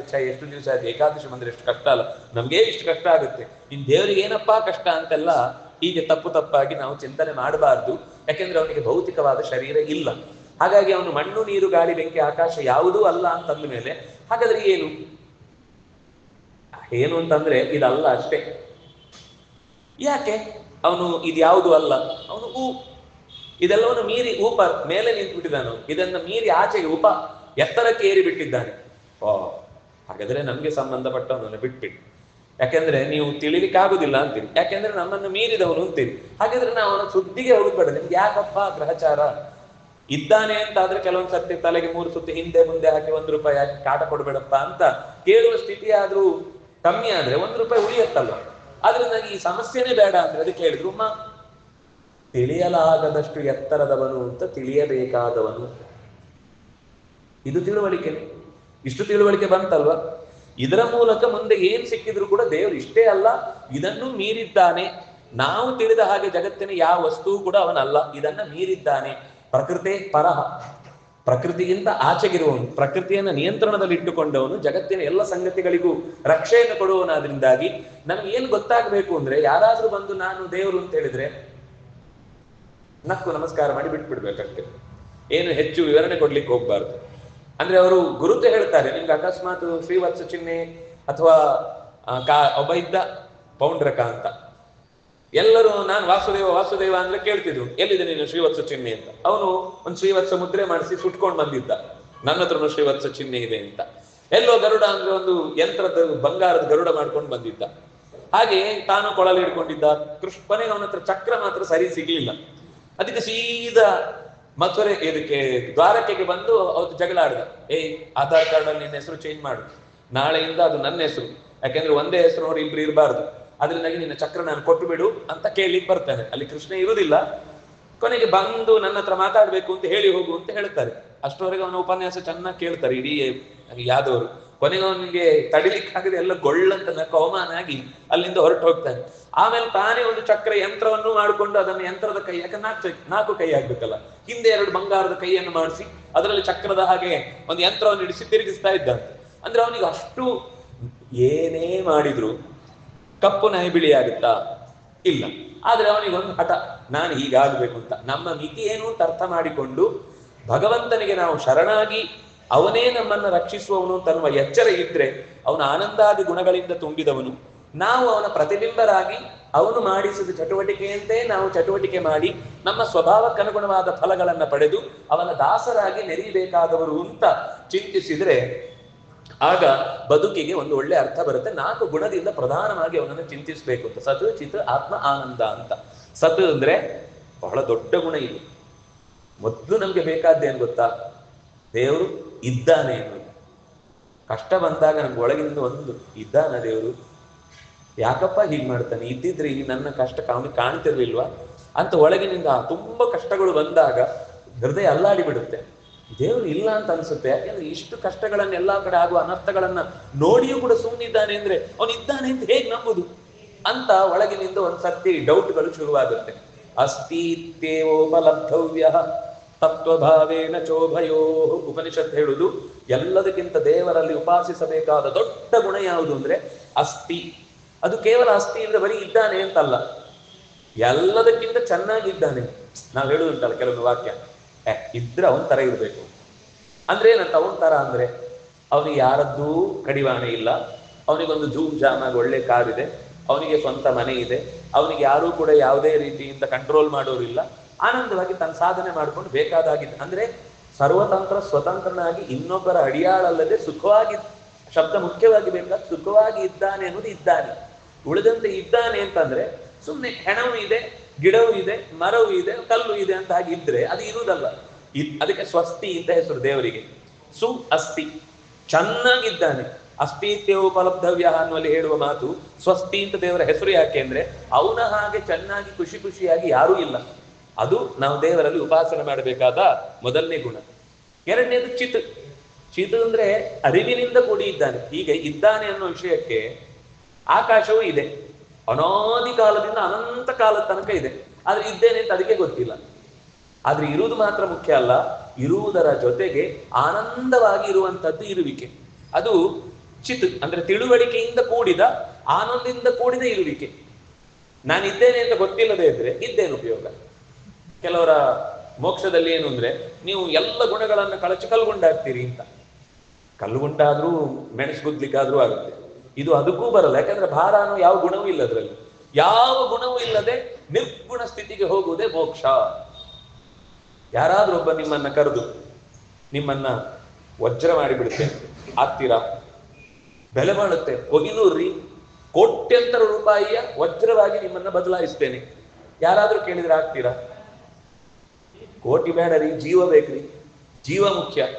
ಉಳಿದದ್ದು ಏನೇ ಎಷ್ಟೇ ನಮ್ಮನ್ನು ಬದಲಾಯಿಸಿದ್ರು ಕೂಡ ಈ ಇದ್ದೇನೆ ಅನ್ನೋ ಖುಷಿಗೆ ಸಾಟಿಯಾದ ಮತ್ತೊಂದು ಗುಣ ಜಗತ್ತಲ್ಲಿ ನಾವು ಬೆಲೆ ಎಷ್ಟೇ ಇರಲಿ, ಮಾರ್ಕೊಂಡು ತಿನ್ನೋರು ನೀವಲ್ಲ, ನನಗೇನು ಉಪಯೋಗ ವಜ್ರ ಆದ್ರೆ, ನಾನೇನಾದ್ರೂ ಸಂತೋಷ ಪಡ್ಲಿಕ್ಕಿದ್ಯಾ? ಅದನ್ನಾಗಿ ಯಾರಿಗೂ ಕೂಡ ನಿರ್ಗುಣವಾದ ಸುಖದಲ್ಲಿ ಬದುಕಲಿಕ್ಕೆ, ಸುಖ ಅನ್ನೋ ಶಬ್ದ ಮತ್ತೆ ತಪ್ಪು, ನಿರ್ಗುಣವಾಗಿ ಬದುಕಲಿಕ್ಕೆ ಸಾಧ್ಯ ಇಲ್ಲ. ನಿರ್ಗುಣವಾಗಿ ಇರುವುದು ಯಾರಿಗೂ ಅಭಿಪ್ರೇತವೂ ಅಲ್ಲ. ಅದರಿಂದಾಗಿ ನಾನಾಗುವುದು ಮೋಕ್ಷ. ನನ್ನತನವನ್ನು ನಾನು ಅರಿತುಕೊಂಡು ಭಗವಂತನ ಅಡಿಯಾಳಾಗಿ ಇದ್ದೇನೆ ಅಂತ ನೆನೆಯುವುದು ಮೋಕ್ಷ. ಅಲ್ಲರಿ, ದೇವರ ಅಡಿಯಾಳಾಗಿರುವುದು ಚೆನ್ನಾಗಿರುತ್ತಾ? ಮಗುವಿಗೆ ಅಳುತ್ತೆ ಅಂತ ಸ್ವಾತಂತ್ರ್ಯ ಕೊಡಬೇಕು ಅಂತ ತಾಯಿ ಎತ್ತಿ ತಗೊಂಡು ಹೋಗಿ ರಸ್ತೆ ಮಧ್ಯದಲ್ಲಿ ಇಟ್ರೆ ಖುಷಿ ಪಡುತ್ತಾ ಮಗು? ನನ್ನನ್ನು ಸ್ವತಂತ್ರ, ಸ್ವಲ್ಪ ಬುದ್ಧಿ ಹಾಳಾದ್ಮೇಲೆ ಬಿಟ್ಟ ಅಂದ್ರೆ ಖುಷಿ ಪಡುತ್ತದೆ. ಆದ್ರೆ ಸಹಜವಾಗಿ ತಾಯಿಯ ಮಡಿಲಲ್ಲಿರಬೇಕಾದ ಮಗುವಿಗೆ ತನ್ನ ಕೆಲಸವನ್ನು ತಾನೇ ಸಮರ್ಥವಾಗಿ ಎಲ್ಲವನ್ನು ಮಾಡ್ಕೊಳ್ಲಿಕ್ಕೆ ಬರಲ್ಲ. ನಾವು ಎಷ್ಟೇ ವಯಸ್ಸಿನಿಂದ ದೊಡ್ಡವರಾಗಿರ್ಬೋದು, ಆದ್ರೆ ಒಳಗೆ ಯಾಕೆ ಅಜೀರ್ಣ ಆಯ್ತು ಗೊತ್ತಿಲ್ಲ, ಯಾಕೆ ತಲೆನೋವು ಬರ್ತಾ ಇದೆ ಗೊತ್ತಿಲ್ಲ. ಡಾಕ್ಟರ್ ಕೂಡ ಏನೋ ಒಂದು ಮಾತ್ರೆ ಕೊಡ್ತಾನೆ, ಇದರಿಂದ ಪಾರಾದ್ರೆ ಪಾರಾಗಿ, ಪಾರಾಗದೇ ಇದ್ರು ನೀವು ನನ್ನ ಹತ್ರ ಬರಲ್ಲ ಅಂತೂ ಗ್ಯಾರಂಟಿ ಅಂತ ಬಿಟ್ಟು ಅವನು ಕಟ್ಕೊಟ್ಟು ಕಳಿಸ್ತಾನೆ. ಆದ್ರೆ ಅವರು ಕೂಡ ಪ್ರಯೋಗ ಅಷ್ಟೇ ನಮ್ಮ ಮೇಲೆ ಮಾಡುದು. ಒಳಗಿನಿಂದ ನಿಜವಾಗಿ ಏನಾಗಿದೆ ಅಂತ ಗೊತ್ತಾಗ್ಲಿಕ್ಕೆ ನಾವ್ಯಾರು ಕ್ಷೇತ್ರಜ್ಞರಲ್ಲ, ನಾವು ಕ್ಷೇತ್ರಸ್ಥರು. ಕ್ಷೇತ್ರದಲ್ಲಿ ಇದ್ದೇವಷ್ಟೇ. ಕ್ಷೇತ್ರ ಅಂದ್ರೆ ಶರೀರ, ಇದಂ ಶರೀರಂ ಕೌಂತೆಯ ಕ್ಷೇತ್ರ ನಿತ್ಯ ವಿಧೀಯತೆ. ಅದರಿಂದಾಗಿ ನಾವು ಕ್ಷೇತ್ರಸ್ಥರು ಹೊರತು ನಾವು ಕ್ಷೇತ್ರಜ್ಞರಲ್ಲ. ಆ ಕ್ಷೇತ್ರಜ್ಞಂಚಾಪಿ ಮಾಂ ವಿದ್ಧಿ ಸರ್ವಕ್ಷೇತ್ರೇಷು ಭಾರತ.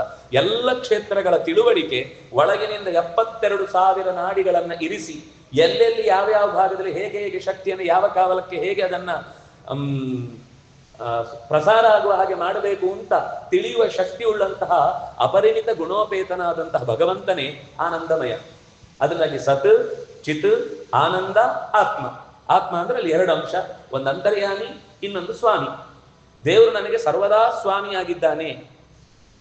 ಹರಿ ಮಮ ಸ್ವಾಮಿ ನಿತ್ಯಂ. ಯಾವತ್ತೊಂದು 4 ದಿವಸಕ್ಕಲ್ಲ. ಈ ಸತಿ ಇವನು ಓನರು, ಈ ಮನೆಯವನನ್ನು ಕಳಿಸ್ಕೊಂಡು ಅವನು ಮಾರಾಟ ಮಾಡಿ ಹೋದ ಅಂದ್ರೆ ಇನ್ನೊಬ್ಬ ಓನರು. ಹಾಗಾಗುದಿಲ್ಲ ಜಗತ್ತು. ಯಾವತ್ತಿಗೂ ಎಲ್ಲಾ ಕಾಲದಲ್ಲೂ ಓನರ್ಶಿಪ್ ಒಬ್ಬನದ್ದೇ. ಸರಿ, ಈ ಅಂಶದಲ್ಲಿ ನೀವು ಹೇಳಿದ ಅಚಿಂತ್ಯಾದ್ಭುತ ಶಕ್ತಿಗಳನ್ನೆಲ್ಲ ನಾವು ಅನಂತ ಮಹಿಮೆಗಳು ಅಂತ ತಿಳ್ಕೊಂಡ್ರೆ ಭಗವಂತನಲ್ಲಿ ಇನ್ನಷ್ಟು ಭಕ್ತಿ ಹೆಚ್ಚುತ್ತೆ. ಸರಿ, ಮುಂದೇನು? ಇದರ ಜೊತೆಯಲ್ಲಿ ಇನ್ನೂ ಕೆಲವು ಶಬ್ದಗಳನ್ನು ಗಮನಿಸುವುದಾದ್ರೆ, ಲೋಕದಲ್ಲಿ ಎಲ್ಲಾ ಶಬ್ದಗಳು ಭಗವಂತನದ್ದು ಅಂತ ಹೇಳಿದ್ರೆ ನಮ್ಗೆ ಸಾಮಾನ್ಯ ಲೋಕದಲ್ಲಿ ಕೆಲವೆಲ್ಲ ಬದ್ಧ ಅನ್ನೋ ಶಬ್ದ ಇದೆ, ದುಃಖಿ ಅಂತ ಶಬ್ದ ಇದೆ. ಇದೆಲ್ಲ ದೇವರಲ್ಲಿ ಹೇಗೆ ಕೂಡುತ್ತೆ? ಯಾಕಂದ್ರೆ ದುಃಖವುಳ್ಳವನು ದುಃಖಿ. ದೇವರಿಗೆ ಯಾವತ್ತೂ ದುಃಖ ಇಲ್ಲ ಅಂತ ನೀವು ಆನಂದಮಯ ಅಂತ ಹೇಳಿದ್ರಿ, ಅವನನ್ನು ಹಾಗಾದ್ರೆ ದುಃಖಿ ಅಂತ ಹೇಗೆ ಹೇಳುದು? ಬಹಳ ಸರಳವಾದ ಪ್ರಶ್ನೆ ಆದ್ರೂ ಕೂಡ ಗಂಭೀರವಾದ ಉತ್ತರ ಇದೆ. ಯಾರೋ ಬ್ಯಾಂಕಿನಿಂದ ದುಡ್ಡು ತಗೊಂಡು ಬಂದ ಪೆಟ್ಟಿಗೆಯಲ್ಲಿ, ಅವನ ಗೆಳೆಯ ಸಿಕ್ಕಿದ. ನಮ್ಮ 10,000 ಕೊಡು. ನನ್ನ ಹತ್ರ ಇಲ್ಲ ಕಣು. ನಿನ್ನ ಹತ್ರ ಎಷ್ಟಿದೆ ಅದ್ರಲ್ಲಿ? 1 ಲಕ್ಷ ಇದೆ. ಮತ್ತೆ ಕೊಡೋ. ಅಯ್ಯೋ, ಈಗ ನನ್ನ ಯಜಮಾನತ್ತೆ, ನಾನು ಇದನ್ನು ಕೊಡ್ಲಿಕ್ಕೆ ಆಗುದಿಲ್ಲ. ನಿನ್ನ ಹತ್ರ ದುಡ್ಡಿದ್ರು ನೀನು ಕೊಡಲ್ಲ, ಹಂಗೆ ಸಂಜೆ ಒಳಗೆ ಕೊಡ್ತೇನೆ. ಇಲ್ಲ ರೀ, ಈಗಲೇ ಅದು ಯಾರೋ ಕೂತಿದ್ದಾರೆ ಅಂತ ಅವರ ಎದುರುಗಡೆ ಹಠ ಹಿಡಿದು ಕೂತಿದ್ದಾರೆ ಅಂತ ತರ್ಲಿಕ್ಕೆ ಹೇಳಿದ್ರೆ ನಾನು ಈಗಲೇ ಕೊಂಡೋಗಿ ಕೊಡ್ಬೇಕು. ಸಾಯಂಕಾಲ ತನಕ ನನ್ನ ಟೈಮ್ ಇಲ್ಲ. ಅಲ್ಲ, ದುಡ್ಡು ನಿನ್ನ ಹತ್ರನೇ ಇದು, ಯಾಕೆ ಕೊಡಲ್ಲ? ದುಡ್ಡು ನನ್ನ ಹತ್ರನೇ ಇದ್ರು ಕೂಡ ಅದು ನನ್ನದಲ್ಲ. ಹೂ ಓನ್ಸ್ ಮನಿ ಹೀ ಇಸ್ ಧನಿ ಅಲ್ವಾ? ಯಾರಿಗೆ ಒಡೆತನ ಇದೆಯೋ ಅವನು ಧನಿ. ಹಾಗಾಗಿ ನಮಗೀಗ ದುಃಖ ಇದೆ, ಆದ್ರೆ ದುಃಖದ ಒಡೆತನ ಇದೆಯಾ? ದುಃಖಕ್ಕೆ ನಾವು ಆಶ್ರಯರಾಗಿದ್ದೇವೆ ಹೊರತು ದುಃಖದ ಒಡೆತನ ಯಾರಿಗಿದೆಯೋ ಅವನು ದುಃಖಿ. ಬಂಧನಕ್ಕೆ ಬೀಳಿಸುವ ಒಡೆತನ ಯಾರಿಗಿದೆಯೋ ಅವನು ಬದ್ಧ. ಯಾರಿಗೆ ಯಾರು ದೊಡ್ಡವರಾಗಬೇಕು, ಯಾರು ಚಿಕ್ಕವರಾಗಬೇಕು ಅಂತ ವ್ಯವಸ್ಥೆ ಮಾಡಿ ಮೊದಲು ನಂತರ ಹುಟ್ಟಿಸುವಂತ ತಾಕತ್ತಿದೆಯೋ ಅವನೇ ಪರಾವರ, ಅವನೇ ಅವರ, ಅವನೇ ಪರ. ಅದರಿಂದಾಗಿ ಯಾರಿಗೆ ಒಡೆತನ ಇದೆಯೋ ಅವನು ಆ ಶಬ್ದದಿಂದ ವಾಚ್ಯ. ಆದ್ರಿಂದಾಗಿ ನೀವು ಯಾವುದೇ ದೋಷಕಾರಕವಾದ ಶಬ್ದಗಳನ್ನು ಹೇಳಿದ್ರು ಕೂಡ ಅದು ಭಗವಂತನಲ್ಲಿ ಗುಣವೇ ಆಗುತ್ತೆ. ನಮ್ಗೆ ಸಾಮಾನ್ಯ ಬೈದ್ರೆ ತಿರುಬೋಕಿ ಅಂತ ಸಿಟ್ಟು ಬರುತ್ತೆ. ಆದ್ರೆ ಉಪನಿಷತ್ತೇ ದೇವರಿಗೆ ಶಯಾನೋ ಯಾತಿ ಸರ್ವತ, ಅವನು ಎಲ್ಲಾ ಕಡೆ ತಿರುಗ್ತಾ ಇರ್ತಾನೆ ಅಂತ ಹೇಳುತ್ತೆ. ಆದ್ರೆ ಅವನಿಗೆ ಗುಣ ಅದು. ಯಾಕಂದ್ರೆ ನಾವು ಕರ್ದಲ್ಲೆಲ್ಲ ಬರ್ಬೇಕಲ್ಲ. ಪ್ರತಿಯೊಬ್ರು ಒಬ್ಬೊಬ್ರು ಒಂದೊಂದು ದಿಕ್ಕಲ್ಲಿ ಹಗಲಿಲ್ಲ ರಾತ್ರಿ ಇಲ್ಲ, ಸಮಯ ಉಂಟೆ ಭಕ್ತ ವತ್ಸಲ ನಿನಗೆ ಅಂತ ನಮ್ಗೆ ಯಾವಾಗ ನೆನಪಾಗದಲ್ಲಿ ಕರೀತೇವೆ ನಾವು. ಹಾಗಾಗಿ ಎಲ್ಲಾ ಕಡೆಗೂ ಅವನು ಓಡಾಡ್ತಿರ್ತಾನೆ. ಅವನು ಅಕಸ್ಮಾತ್ ಬೆಳಿಗ್ಗೆ 9 ರಿಂದ 5 ಅಂತ ಇಟ್ಕೊಂಡಿದ್ರೆ ನಮ್ ಕತೆ ಏನು? ರಾತ್ರಿ ಎದೆ ಹೊಡೆದ್ರೆ ಸತ್ತು ಹೋಗ್ಬೇಕಷ್ಟೇ. ಅದ್ರದ್ದು ಆಗದಂತೆ ಆ ಕಾಲಕ್ಕೂ ನಮ್ಗೆ ಜೀವ ಕೊಟ್ಟು ಬರ್ತಾನಲ್ಲ ಪ್ರಾಣ ಧಾರಣೆ ಮಾಡ್ಲಿಕ್ಕೆ. ಹಾಗಾಗಿ ಅವನಿಗೆ ಎಲ್ಲ ಕಡೆಯಲ್ಲೂ ಓಡಾಡ್ತಾನೆ ಅಂತ ಅನ್ನೋದೊಂದು ಗುಣ. ತಿಮ್ಮಣ್ಣಿ ಅಂತ ಬೈದ್ರೆ ನಮ್ಗೆ ಸಿಟ್ಟು ಬರುತ್ತೆ, ಆದ್ರೆ ದೇವರಿಗೆ ತಿಮ್ಮಣ್ಣಿ ಅನ್ನೋದು ಗುಣ. ಯಾಕಂದ್ರೆ ಅತ್ತಾಚರಾಚರ ಗ್ರಹಣ, ಇಡೀ ಜಗತ್ತನ್ನೇ ತಿನ್ನೋನು ಅವನಂದ್ರಿಂದಾಗಿ ಅವನ ಹಾಗೆ ತಿನ್ನೋ ಇನ್ನೊಬ್ಬ ಇಲ್ಲ. ನಮಗೆ ತಿಮ್ಮಣ್ಣಿ ಯಾಕೆ ದೋಷ ಅಂದ್ರೆ ತಿಂದ್ಮೇಲೆ 4 ಜನ ಹೊತ್ಕೊಂಡು ಹೋಗ್ಬೇಕು. ಅವನಿಗೆ ಇಡೀ ಜಗತ್ತನ್ನು ತಿಂದ್ರು ಅವನು ಆರಾಮಾಗಿ ಇರ್ತಾನೆ. ಭೀಮನಿಗೆ ಅತ್ಯಂತ ಹೆಚ್ಚು ಬಂಡಿ ಅನ್ನವನ್ನು ಉಂಡಿತು ಕೂಸು ಅಂತ ಅದನ್ನು ಗುಣವಾಗಿ ಹೇಳುದು ಯಾಕೆ? ನಮ್ಮಲ್ಲೂ ಇದ್ರು ಈ ಬಂಡಿ ಅನ್ನ ತಿನ್ನೋರು ಅಂದ್ರೆ, ಈ ಬಂಡಿ ಅನ್ನ ತಿಂದ್ಮೇಲೆ ಬಂಡಿ ಎಳ್ಕೊಂಡು ಹೋಗುವ ಶಕ್ತಿ ಇರಬೇಕು. ಅವನನ್ನೇ ಬಂಡಿಯಲ್ಲಿ ಎಳ್ಕೊಂಡು ಹೋಗುವಂಗ ಆಗ್ಬಾರ್ದು. ಅದರಿಂದಾಗಿ ತಿಂದ ಮೇಲೆ ಜೀರ್ಣಿಸಿಕೊಳ್ಳುವ ತಾಕತ್ತಿದ್ದಾಗ ಅದು ಗುಣ. ಅದಕ್ಕೋಸ್ಕರ ದೇವರಿಗೊಂದು ಹೆಸರಿದೆ, ವೇಗವಾನ್ ಅಮಿತಾಶನಃ. ಅಮಿತ ಅಶನಃ ಅಂದ್ರೆ ನಾವು ಯಾರೂ ತಿಳಿಯಲಾರದಷ್ಟು ಮಿತಿ ಇಲ್ಲದ ಅನ್ನವನ್ನ ಉಣ್ಣಬಲ್ಲವ ಅಂತ. ಹಾಗಾಗಿ ಅಮಿತಾಶನ ಅನ್ನೋದು ದೇವರಿಗೆ ಗುಣ ಆಯ್ತು, ನಮ್ಗೆ ಹೇಳಿದ್ರೆ ರೋಗ ಆಯ್ತು. ಡಾಕ್ಟರ್ ಹೇಳ್ತಾರೆ ಇನ್ನೂ ಹೆಚ್ಚು ತಿಂದ್ರೆ ಮತ್ತೆ ನಿಮ್ಮನ್ನು ಯಾರು ಈ ಸಮಸ್ಯೆಯಿಂದ ಪಾರು ಮಾಡ್ಲಿಕ್ಕೆ ಸಾಧ್ಯ ಇಲ್ಲ, ನಿಮ್ಮನ್ನು ಹೊತ್ಕೊಂಡು ಹೋಗ್ಬೇಕಷ್ಟೆ. ಯಾಕಂದ್ರೆ 1 ಹೊತ್ತುಂಡವ ಯೋಗಿ, 2 ಹೊತ್ತುಂಡವ ಭೋಗಿ, 3 ಹೊತ್ತುಂಡವ ರೋಗಿ. ನಾವು 4 ಹೊತ್ತುಂಡವರು ಅಂತಂದ್ರೆ ಎತ್ಕೊಂಡು ಹೋಗಿ. ಈಗ 5 ಆಗಿದೆ, ಸ್ನಾಕ್ಸು ಅದು ಇದು ಮಧ್ಯದಲ್ಲೆಲ್ಲ ಸೇರಿ ಕೊನೆಗೆ ಅಲ್ಲೇ ಹೂತೋಗಿ ಅಂತ ಹೇಳ್ಬೇಕು. ಹೀಗೆ ನಮ್ಗೆ ತಿನ್ನುವುದು ಅನ್ನೋದು ರೋಗ, ಆದ್ರೆ ಭಗವಂತನಿಗೆ ತಿನ್ನುವುದು ಭೋಗ. ಅದು ನಮಗೋಸ್ಕರ, ಅವನಿಗೂ ಭೋಗ ಬೇಡ. ಶುಭಂ ಪಿಬತ್ತಿಸೋ ನಿತ್ಯಂ ನಾ ಶುಭಂ ಸ ಹರಿ ಪಿಬೇತ್. ಅವನು ಶುಭವನ್ನ ಯಾಕೆ ಸ್ವೀಕರಿಸ್ತಾನೆ ಅಂದ್ರೆ ಅವನಿಗೆ ನಾವು ಕೊಡುವ ಯಾವ ಪ್ರಕಾರದ ನೈವೇದ್ಯಗಳು, ನಾವು ಏನು ನೋಡ್ತೇವೆ ಕೇಳ್ತೇವೆ ವಿಷಯ ಪದಾರ್ಥದಿಂದ ಸುಖ ಪಡ್ತೇವೆ ಅದು ನಿನ್ನಿಂದಲೇ ಅಂತ ನಾವು ಅವನಿಗೆ ಒಪ್ಪಿಸುವುದು ಕೂಡ ನಾವು ಆ ಸುಖವನ್ನು ಅನುಭವಿಸ್ಲಿಕ್ಕೋಸ್ಕರ ದೇವರು ಆ ಶುಭವನ್ನು ಸ್ವೀಕರಿಸ್ತಾನೆ ಹೊರತು ಅವನು ಆಪ್ತ ಕಾಮ, ಅವನಿಗೆ ಕಾಸ್ಪೃಹ, ಅವನಿಗೆ ಯಾವುದು ಬೇಕಾಗಿಲ್ಲ. ಅವನಿಗೆ ಹೆಸರು ಬಲ ಅಂತ, ಬಲಂ ಬಲವತಾಂ ಚಾಹಂ ಕಾಮರಾಗ ವಿವರ್ಜಿತಂ ಅಂತ ಕೃಷ್ಣ ಗೀತೆಯಲ್ಲಿ ಹೇಳ್ತಾನೆ. ಅವನಿಗೆ ಬಲ ಅಂತ ಯಾಕೆ ಹೆಸರು ಅಂದ್ರೆ, ಬ ಅಂದ್ರೆ ಬಕಾಮನಿ, ಲ ಅಂದ್ರೆ ರತಿಹಿ ಅಸ್ಮಾತ್, ಆ ಲಕಾರ ಅಂದ್ರೆ ರಕಾರದ ಸ್ಥಾನದಲ್ಲಿ ಬಂದದ್ದು. ಹಾಗಾಗಿ ಬಲ ಅಂದ್ರೆ ಬಯಸಿದ್ದೆಲ್ಲವನ್ನು ಪಡೆದು ಅದರಲ್ಲಿ ಆನಂದವಾಗಿ ಇರುವವನು ಅಂತ ಅರ್ಥ. ಆಗ್ಲೇ ಅವನ ಬಯಕೆಗಳು ಈಡೇರಿದೆ. ಆದ್ರಿಂದಾಗಿ ನಾವು ಹೊಸ ಬಯಕೆಗಳಿಂದ ಅವನನ್ನು ಹೊಟ್ಟೆ ತುಂಬಿಸುವುದು ಅಂತ ಅನ್ನೋದು ಆಗದ ಮಾತು. ಆ ಕಾರಣಕ್ಕಾಗಿ ಭಗವಂತನಿಗೆ ಬಲ ಅಂತ ಹೆಸರು. ಈ ರೀತಿ ಆಪ್ತಕಾಮನಾದಂತಹ ಭಗವಂತನಿಗೆ ಬೇಕಿರುವ ಎಲ್ಲ ಭೋಗಗಳನ್ನ ಈಗಾಗ್ಲೇ ಅವನು ಪಡೆದು ನಿಂತಿದ್ದಾನೆ. ಅದರಿಂದಾಗಿ ನಮ್ಮ ನೈವೇದ್ಯ ಯಾಕೆ? ನಾವು ತಿನ್ನುವ ಮುನ್ನ ಇದು ನಿನ್ನದಪ್ಪ, ದೃಷ್ಟೇವ ಸ್ವೀಕರೋಮ್ಯಹಂ, ಕೆರೆ ನೀರನ್ನು ಕೆರೆಗೆ ಚೆಲ್ಲಿ ಅವನದ್ದನ್ನೇ ವಾಪಸ್ ಅವನಿಗೆ ಒಪ್ಪಿಸಿ ತಿಂತಾ ಇದ್ದೇವೆ ಅನ್ನೋ ಪರ್ಮಿಷನ್ ಕೇಳಿ ನಾವು ಅದನ್ನು ಉಂಡು ಸುಖವಾಗಿರ್ಬೇಕು ಅಂತ ಬಯಸುವುದು ಹೊರತು ಅವನಿಗೆ ಉಣಿಸಿ ನಾವು ಹೊಟ್ಟೆ ತುಂಬಿಸಿ ದೇವ್ರೆ ತುಂಬಾ ಕೆಲಸ ಇದೆ ನೋಡ್ಕೊಳ್ಳಿಕ್ಕೆ, ಇದರಿಂದಾಗಿ ಇವತ್ತು ಚೆನ್ನಾಗಿ ಊಟ ಮಾಡ್ಬಿಡು ಅಂತ ನಮಗೆ ಆರ್ಡರ್ ಮಾಡಿದ ಹಾಗೆ ದೇವರಿಗೆ ಊಟ ಮಾಡಿಸುವುದಲ್ಲ ಅನ್ನುವುದು ಭಗವಂತನ ಮಹಿಮೆಯನ್ನ ತಿಳಿಲಿಕ್ಕೆ ಬೇಕಿರುವ ಸಂಗತಿಗಳನ್ನ ಈ ಮುಂದಿನ ಭಕ್ತಿ ಪಾದದಲ್ಲಿ ತಿಳಿಸ್ತಾ ಹೋಗ್ತಾರೆ. ಆಮೇಲೆ ಉಪಾಸನೆ ಮಾಡುವಾಗ 2 ದಾರಿ. ಒಂದು ಸತತಂ ಶಾಸ್ತ್ರ ವಿಮರ್ಶ, ನಿರಂತರವಾಗಿ ಶಾಸ್ತ್ರದಲ್ಲಿ ತೊಡಗಿರುವಂಥದ್ದು. ಇನ್ನೊಂದು ಅಂತರಂಗದಲ್ಲಿ ಧ್ಯಾನ. ಎರಡಕ್ಕೂ ಸಾಮ್ಯ ಇದೆ. ಒಂದು ಹೇಗೆ ಅಂದ್ರೆ ನಾವು ಉದ್ದೇಶಪೂರ್ವಕವಾಗಿ ಆ ತರ ಇಂದ್ರಿಯ ಜಯವನ್ನ, ಆಸನ ಜಯವನ್ನ ಸಂಪಾದಿಸಿ, ಪ್ರಾಣ ಜಯವನ್ನ ಸಂಪಾದಿಸಿ ಭಗವಂತನ ಒಂದು ವಿಶೇಷವಾದ ಗುಣವನ್ನ ಅಥವಾ ವಿಶೇಷವಾದ ರೂಪವನ್ನ ಧಾರಣೆ ಮಾಡಿಕೊಂಡು ಪ್ರಯತ್ನ ಪೂರ್ವಕವಾಗಿ ಭಗವಂತನನ್ನ ಕಾಣುವಂತಹ ದಾರಿ ಧ್ಯಾನ ಅನ್ನೋದು. ಅದಕ್ಕೆ ಪೂರ್ವ ಸಿದ್ಧತೆ ತುಂಬಾ ಇದೆ. ನಂದು ಇವತ್ತು ಯೋಗಾಭ್ಯಾಸ ಅಂದ್ರೆ ಕೈಕಾಟ ಅಂತ ಆಗ್ಬಿಟ್ಟಿದೆ, ಅದೇ ಯೋಗ ಡೇ ಆಗ್ಬಿಟ್ಟಿದೆ. ಭಗವಂತನ ಯೋಗಕ್ಕಾಗಿರುವ ದಿನ ಆದ್ರೆ ಅದು ನಿಜವಾದ ಯೋಗ. ನಮ್ಗೆ ಇವತ್ತು ಕೇವಲ ಒಂದಿಷ್ಟು ಕೈಕಾಲು ಹೇಗ್ ಬೇಕಾದ್ರೂ ಸೊಟ್ಟಗಾದ್ರೂ ತಿರುಗಿಸಬಲ್ಲೆ, ನೆಟ್ಟಗಾದ್ರೂ ಮಾಡಬಲ್ಲೆ ಅಂತ ಅನ್ನೋದು ಅಷ್ಟೇ. ಅದು ಯೋಗದ ಪೂರ್ವ ಸಿದ್ಧತೆ ಅಷ್ಟೇ. ಅದು ಬೇಕು, ಆರೋಗ್ಯಕ್ಕೆ ಬೇಕು. ಅದರಿಂದ ನಮಗೆ ಒಂದಿಷ್ಟು ಮನಸ್ಸಿಗೆ ನೆಮ್ಮದಿ ಸಿಗುತ್ತೆ, ಶಾಂತಿ ಸಿಗುತ್ತೆ, ಎಲ್ಲ ಸತ್ಯ. ಆದ್ರೆ ಅಲ್ಲಿಗೆ ನಿಲ್ಲುವುದಲ್ಲ ಅದು. ನಮ್ಮಲ್ಲಿ ಇವತ್ತು ಸಾಮಾನ್ಯ ಪ್ರಾಣಾಯಾಮ ಅಂದ್ರೆ ಮೂಗನ್ ಬಿಗಿಯ ಹಿಡಿದು ಎಷ್ಟೊತ್ತು ಹಿಡಿದ ಅಂತ ಅಷ್ಟೇ ಆಗಿದೆ. ಆದ್ರೆ ನಿಜವಾಗಿ ಈ ಪ್ರಾಣಾಧಿಕರಣದ ಸೂತ್ರಗಳಲ್ಲೆಲ್ಲ ಗಮನಿಸಿದಾಗ ಪ್ರಾಣನ ಮಹತ್ವವನ್ನ ಅರಿತು ಪ್ರಾಣಾಯಾಮ ಮಾಡಿದ್ರೆ ಮಾತ್ರ ಅದು ಪೂರ್ಣ ಫಲ ಕೊಡುವಂಥದ್ದು. ಇಲ್ಲಾಂದ್ರೆ ಬರೀ ಪ್ರಾಣಾಯಾಮ ಮಾಡಿದ್ರೆ ಇಂದ್ರ ಜಯ ಆಗುದಿಲ್ಲ. ಪ್ರಾಣಾಯಾಮ ಪರಂ ಬಲಂ ಅಂತ ಕೃಷ್ಣ ಉದ್ಧವನಿಗೆ ಹೇಳುವ ಮಾತು. ಜಗತ್ತಿನಲ್ಲಿ ಅತ್ಯಂತ ದೊಡ್ಡ ಬಲ ಯಾವುದು ಅಂದ್ರೆ ಪ್ರಾಣ ಬಲ ಅಂತ, ಉಸಿರಾಟದ ಬಲ ಅಂತ. ಯಾಕೆ ಉಸಿರಾಟ? ನಾವೆಲ್ಲ ಉಸಿರಾಡ್ತಿದ್ವಿ, ಬಲ ಯಾಕಿಲ್ಲ? 21,600 ಬಾರಿ ಒಳಗಿನಿಂದ ಅವನೇ ಸೋಹಂಕಾರನಾಗಿ ಭಗವಂತ ಇದ್ದಾನೆ ಅನ್ನುವ ಚಿಂತನೆಯೊಂದಿಗೆ ಜಪಿಸ್ತಾ ಇದ್ದಾನೆ. ಅದಕ್ಕೆ ಆಚಾರ್ಯರು ಪ್ರಾತರ್ಯೋಗ ಅಂತ ಒಂದು ಪ್ರತ್ಯೇಕವಾದ ನಿತ್ಯದ ಅನುಷ್ಠಾನಕ್ಕೆ ಒಂದು ಸುಲಭ ಸೂತ್ರ, 10 ಸರ್ತಿ ಜಪಿಸಿ ಇಡೀ 21,600 ಬಾರಿ ಜಪಿಸ್ತಾ ಇದ್ದಾನೆ ಅಂತ ಮೊದಲು ಕೃಷ್ಣಾರ್ಪಣ, ಆಮೇಲೆ ಸಂಕಲ್ಪ, ಹಾಗೆ ಮಾಡುವ ಪ್ರಕ್ರಿಯೆಯನ್ನು ಕೊಟ್ಟು ಅದರ ಫಲವನ್ನು ಸ್ವೀಕರಿಸುವ ಒಂದು ದಾರಿಯನ್ನು ಹಾಕಿ ಕೊಟ್ಟಿದ್ದಾರೆ. ಆದ್ರೆ ಕೇವಲ ಉಸಿರಾಟದಿಂದ ನಮಗೆ ಬಲ ಬರುವುದಿಲ್ಲ, ಉಸಿರಾಟ ಮಾಡಿಸುವವನು ಒಳಗೆ ನಿಂತು ಉಸಿರಾಡಿಸ್ತಾ ಇದ್ದಾನೆ ಅಂತ ಪ್ರಾಣನ ಮಹಿಮೆಯನ್ನ ಗಮನಿಸಿ ನಾವು ಭಗವಂತನಿಗೆ ಸರೆಂಡರ್ ಆದ್ರೆ ಅದು ಪ್ರಾಣಜಯವನ್ನು ಸಂಪಾದಿಸ್ಲಿಕ್ಕೆ ಅನುಕೂಲಕರವಾಗುತ್ತೆ. ಆಗ ಮನಸ್ಸು ಜಿತವಾಗುತ್ತೆ. ಆ ಜಿತೆ ತಸ್ಮಿನ್ ಜಿತೆ ರಸೆ ಅಂದ್ರೆ ಮನಸ್ಸು ಕೂಡ ಗೆದ್ರು ರಸ ಮತ್ತೆ ವಾಪಸ್ಸು ಮನಸ್ಸನ್ನು ಸೋಲಿಸುವುದಕ್ಕೆ ಬೇಕಿರುವ ದುರ್ದೈವ ಅದು ಒಂದು ರೀತಿಯಲ್ಲಿ. ಕೊನೆಯ ಭಗವಂತನ ದರ್ಶನ ಆಗುವ ತನಕವೂ ಕೂಡ ಕೃಷ್ಣನೇ ಏನದು ರಸವರ್ಜಂ ರಸೋಪ್ಯಸ್ಯ ಪರಂ ದೃಷ್ಟ ನಿವರ್ತತೆ ಅಂತ. ರಸವರ್ಜಂ ಉಳಿದದ್ದು ಎಲ್ಲವನ್ನು ಕೂಡ ಗೆಲ್ಲಬಹುದು, ರಸ ಒಂದು ಬಿಟ್ಟು. ಈ ಭಗವದ್ಗೀತೆ ಅಂತ ಒಂದು ಸಂಸ್ಕೃತದ ಒಂದು ಚಲನಚಿತ್ರ ಇದೆ, ಸಾಧ್ಯವಾದ್ರೆ ಒಮ್ಮೆ ನೋಡಿ. ತುಂಬಾ ಪ್ರಾಚೀನವಾದ ಕಥೆ ಅದು. ನಮ್ಮ ಕಥೆಯನ್ನು ಹೇಳ್ತಾ ಹೋಗುತ್ತೆ. ಅದರಲ್ಲಿ ಅರ್ಜುನನೇ ನಾವು, ಕೃಷ್ಣನೇ ಬೋಧಕ. ಅವನು ಸೀದ ಬೆಟ್ಟದ ಮೇಲೆ ಹತ್ತಿ ಹೋಗ್ತಾನೆ. ಅಲ್ಲಿ ಏನಿದೆ ನಿರ್ವಾತ ಜಾಗ, ಅಲ್ಲಿ ಭಗವಂತನನ್ನು ಕಾಣುವುದಕ್ಕೆ ಸಾಧ್ಯ ಆಗುತ್ತೆ ಅಂತ ಈ ಭೀಷ್ಮ ದ್ರೋಣ ಕೃಪಾ ಕರ್ಣ ಮೊದಲಾದವರನ್ನ ಅಶ್ವತ್ಥಾಮಾದಿಗಳನ್ನ ಝಾಡಿಸಿ, ಅವರೆಲ್ಲ ಯಾರು ಈ ಇಂದ್ರಿಯಗಳು ವಿಷಯ ಪದಾರ್ಥಗಳು ಅಟ್ಟಿಸಿಕೊಂಡು ಬರ್ತಾ ಇರ್ತಾರೆ. ಅವರನ್ನೆಲ್ಲ ಮೀರಿ ಹೋಗಿ ಮೇಲೆ ಕೂಡ್ತಾನೆ. ಎಚ್ಚರ ಆಗುತ್ತೆ, ಹಸಿವಾಗುತ್ತೆ, ನೋಡ್ತಾನೆ ಒಂದು ಮಾವಿನ ಹಣ್ಣು ಇರುತ್ತೆ. ಬಿದ್ದ ತಕ್ಷಣ ಮಾವಿನ ಹಣ್ಣು ಯಾರಿಗಂದ್ರೂ ಬಾಯಲ್ಲಿ ನೀರು ಬರುತ್ತೆ. ತೆಗೆದು ತಿಂದು ಕಣ್ಣು ಬಿಡುವಷ್ಟೊತ್ತಿಗೆ ಎಲ್ಲರೂ ಮತ್ತೆ ಯಥಾ ಪ್ರಕಾರ ಅದೇ ಭೀಷ್ಮ ದ್ರೋಣ ಕೃಪಾ ಕರ್ಣ ಮೊದಲಾದ ಎಲ್ಲ ವಿಷಯ ಪದಾರ್ಥಗಳು ಒಟ್ಟಿಗೆ ಬಂದು ಅವನನ್ನು ಆಕ್ರಮಿಸ್ಕೊಂಡು ಅಯ್ಯೋ ತಿಂದು ತಪ್ಪು ಮಾಡಿದೆ ಅಂತ ತಲೆ ಚಚ್ಕೊಳ್ತಾನೆ. ಬಹಳ ಚೆನ್ನಾಗಿದೆ ಆ ದೃಶ್ಯ. ಅಂದ್ರೆ ಅದು ಒಳಗಿನಿಂದ ನಮ್ಮನ್ನು ಹೇಗೆ ಅದ್ಭುತವಾದ ದಾರಿಯಲ್ಲಿ ನಾವು ಎಚ್ಚರ ತಪ್ಪುವುದು ಎಲ್ಲಿ ಅಂತ ತೋರಿಸುವ ಅಂಶ ಚೆನ್ನಾಗಿದೆ. ಹಾಗೆ ಭಗವಂತನನ್ನ ಪಡೆಯುವುದಕ್ಕಿರುವಂತಹ ಒಂದು ದಾರಿ ಧ್ಯಾನವಾದರೆ, ಇನ್ನೊಂದು ಸತತಂ ಶಾಸ್ತ್ರ ವಿಮರ್ಶ. ಎಲ್ಲ ಸಂದರ್ಭ, ಯಾಕಂದ್ರೆ ಇದು ಎಲ್ಲರಿಗೂ ದಕ್ಕುವಂಥದ್ದೇನಲ್ಲ. ಅದು ಭಗವಂತನ ಹತ್ರ ನಾವು ಪೂರ್ತಿ ಶರಣಾಗತರಾಗಿ ಬೇಡಿಕೊಂಡ್ರೆ ದಕ್ಕುವಂಥದ್ದು. ನಾನು ಓದಿ ಬಿಡ್ತೇನೆ ಅಂದ್ರೆ ಯವಕ್ರೀತನ ಹಾಗಾಗುತ್ತೆ ಜೀವನ.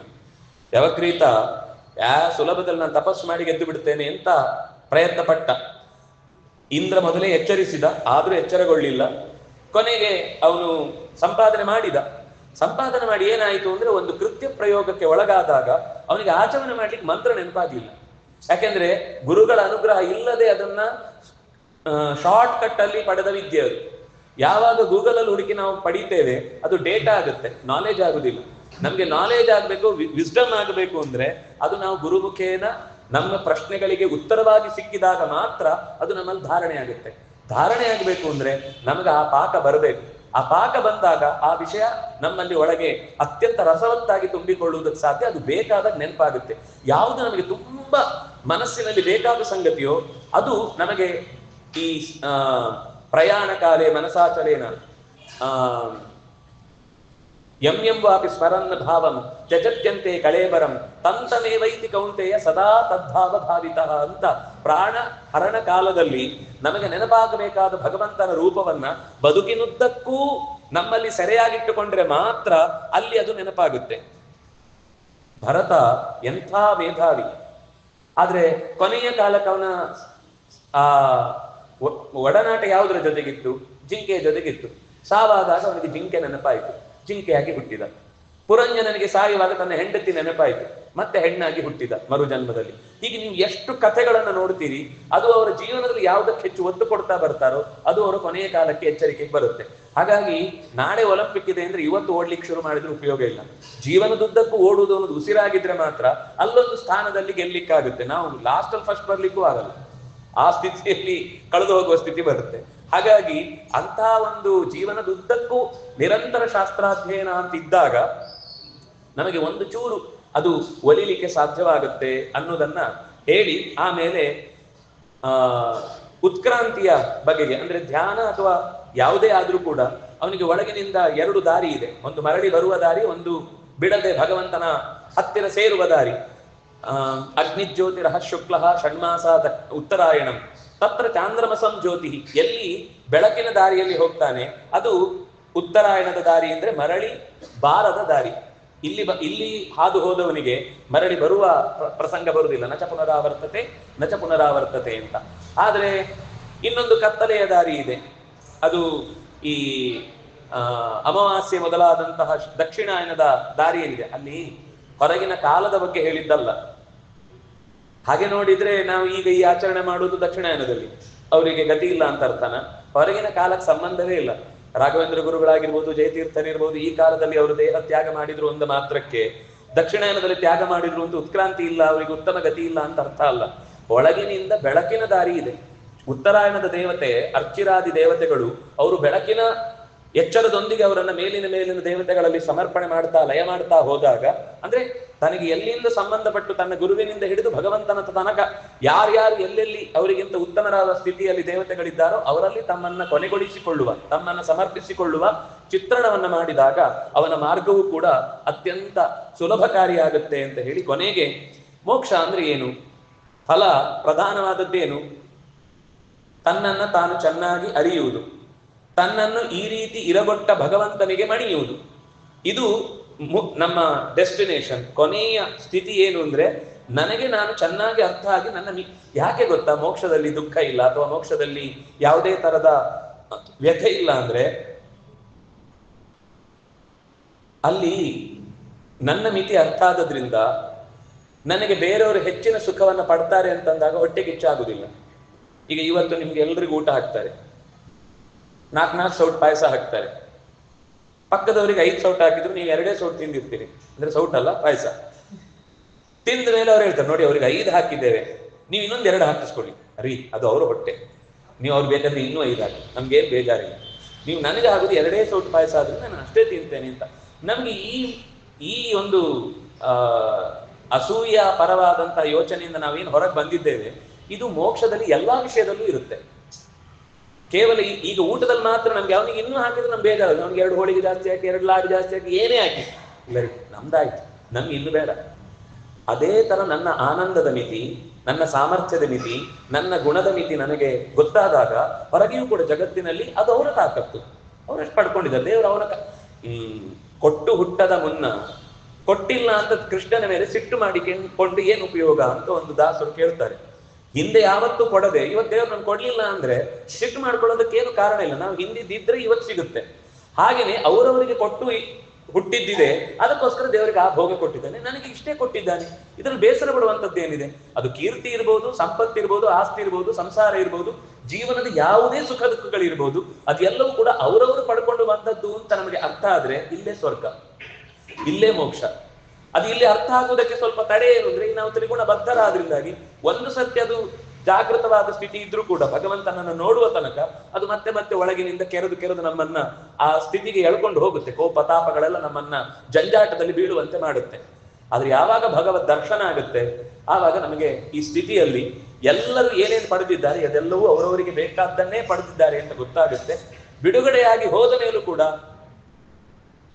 ಸ್ವಾದಿಷ್ಟಯ ಮದಿಷ್ಟಯ ಪವಸ್ಸ ಸೋಮಧಾರಯ ಅಂತ ಅಲ್ಲೂ ಕೂಡ ಚತುರ್ಮುಖ ಆ ಸ್ವಾದಿಷ್ಟವಾದಂತಹ ರಸವನ್ನ ಸೋಮವನ್ನ ಲತೆಯನ್ನ ಜಜ್ಜಿ ದೇವರ ಸ್ತುತಿಯನ್ನ ಅಲ್ಲೂ ಮಾಡ್ತಿರ್ತಾರೆ. ಎಲ್ಲಿ? ಒಬ್ಬ ಬ್ರಹ್ಮ ಅಲ್ಲ, ಅನಂತ ಕಾಲದಿಂದ ಹುಟ್ಟಿದ ಅನಂತ ಬ್ರಹ್ಮಂದಿರು ಎಲ್ಲರೂ ಕೂಡ ಅಲ್ಲಿ ನಿರಂತರವಾಗಿ ಇದೇ ರೀತಿ ಇಲ್ಲಿ ಹೇಗೆ ತರತಮ ಭಾವದಿಂದ ಕೂಡಿತ್ತೋ ಅಲ್ಲೂ ಅದೇ ತರತಮ ಭಾವದಿಂದ.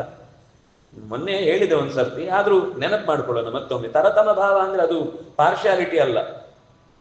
ನಮ್ಮಲ್ಲಿ ಪಕ್ಷಪಾತ ಅನ್ನುವ ಶಬ್ದವನ್ನು ಅವರು ತುಂಬಾ ತಾರತಮ್ಯ ಮಾಡ್ತಾರೆ ಅಂತ ಹೇಳ್ತೇವೆ ನಾವು, ಅದರ ತಪ್ಪು ಶಬ್ದ, ಹಾಗೆ ಬಳಸಬಾರ್ದು ನಾವು. ತಾರತಮ ಭಾವ ಅನ್ನೋದು ತುಂಬಾ ಲಾಜಿಕಲ್ ಆದ ಇವತ್ತು ಎಲ್ಲರೂ ಇಲ್ಲ ಅಂತ ಹೇಳಿಯೂ ಕೂಡ ಮಾಡುವಂತ ಕೆಲಸ ಅದು. ಸಮಾನತೆ ಅಂತ ಬೋಗಸ್ ಸ್ಟೇಟ್ಮೆಂಟ್ ನಿರಂತರ ಎಲ್ಲರೂ ಕೊಡ್ತಾನೆ ಇರ್ತಾರೆ. ಆದ್ರೆ ಅವ್ರು ಯಾವತ್ತೂ ಕೂಡ ಮಂತ್ರಿಗೆ ಬೇರೆ ಸಂಬಳ, ಅವನಿಗೆ PA ಗೆ ಬೇರೆ ಸಂಬಳ, ಡ್ರೈವರ್ಗೆ ಬೇರೆ ಸಂಬಳ, ಮನೇಲಿ ಕೆಲಸ ಮಾಡೋನಿಗೆ ಬೇರೆ ಸಂಬಳ, ಸಮಾನ ಅಂತ ಎಲ್ಲರಿಗೂ ಒಂದೇ ತರ ಕೊಡ್ತಾರ? ಒಂದೇ ಕಾರಲ್ಲಿ ಕರ್ಕೊಂಡು ಹೋಗ್ತಾರ? ಒಂದೇ ತರ ಫ್ಲೈಟ್ ಅಲ್ಲಿ ಹೇಳ್ಕೊಂಡು ಹೋಗ್ತಾರ? ಇಲ್ಲ, ಅವ್ರವ್ರ ವ್ಯವಸ್ಥೆ ಬೇರೆನೇ ಇದೆ. ಅದನ್ನ ಹೈರಾರ್ಕಿ ಅಥವಾ ಪ್ರೋಟೋಕಾಲ್ ಅಂತ ನಾವೇನು ಹೇಳ್ತೇವೆ, ಆ ಅರ್ಥದಲ್ಲಿ ತರತಮ ಅನ್ನುವ ಶಬ್ದ ಇರುವುದು ಅವರ ಸಾಮರ್ಥ್ಯಕ್ಕೆ ಅನುಗುಣವಾದ ಗೌರವ, ಅವರ ಸಾಮರ್ಥ್ಯಕ್ಕೆ ಅನುಗುಣವಾದ ಆನಂದ, ಅವರ ಸಾಮರ್ಥ್ಯಕ್ಕೆ ಅನುಗುಣವಾದಂತಹ ಬೇರೆ ಬೇರೆ ಲೋಕದ ಭೋಗಗಳನ್ನ ಭಗವಂತ ಕೊಡ್ತಾನೆ ಅಂತಂದ್ರೆ ಅದರ ಅರ್ಥ ಅದು ಇರುವುದಕ್ಕೆ ತಕ್ಕ ಫಲ. ಅನ್ಈಕ್ವಲ್ ಆದವನನ್ನ ಅನ್ಈಕ್ವಲ್ ಆಗಿ ಟ್ರೀಟ್ ಮಾಡುವುದೇ ಈಕ್ವಲ್ ಟ್ರೀಟ್ಮೆಂಟ್ ಅಲ್ವಾ? ನಾವೇನ್ ಮಾಡ್ತಿದೀವಿ? ಅಸಮಾನ ಸಮಾಪೂಜಾ ಸಮಾನ ವಿಷಮ ತಥಾ, ಎಲ್ಲಿಂದನೂ ಎಲ್ಲಿಗೂ ಆಗುತ್ತೆ. ಅದು ತಾರತಮ್ಯ ಅಲ್ಲ, ಅದು ಪಕ್ಷಪಾತ.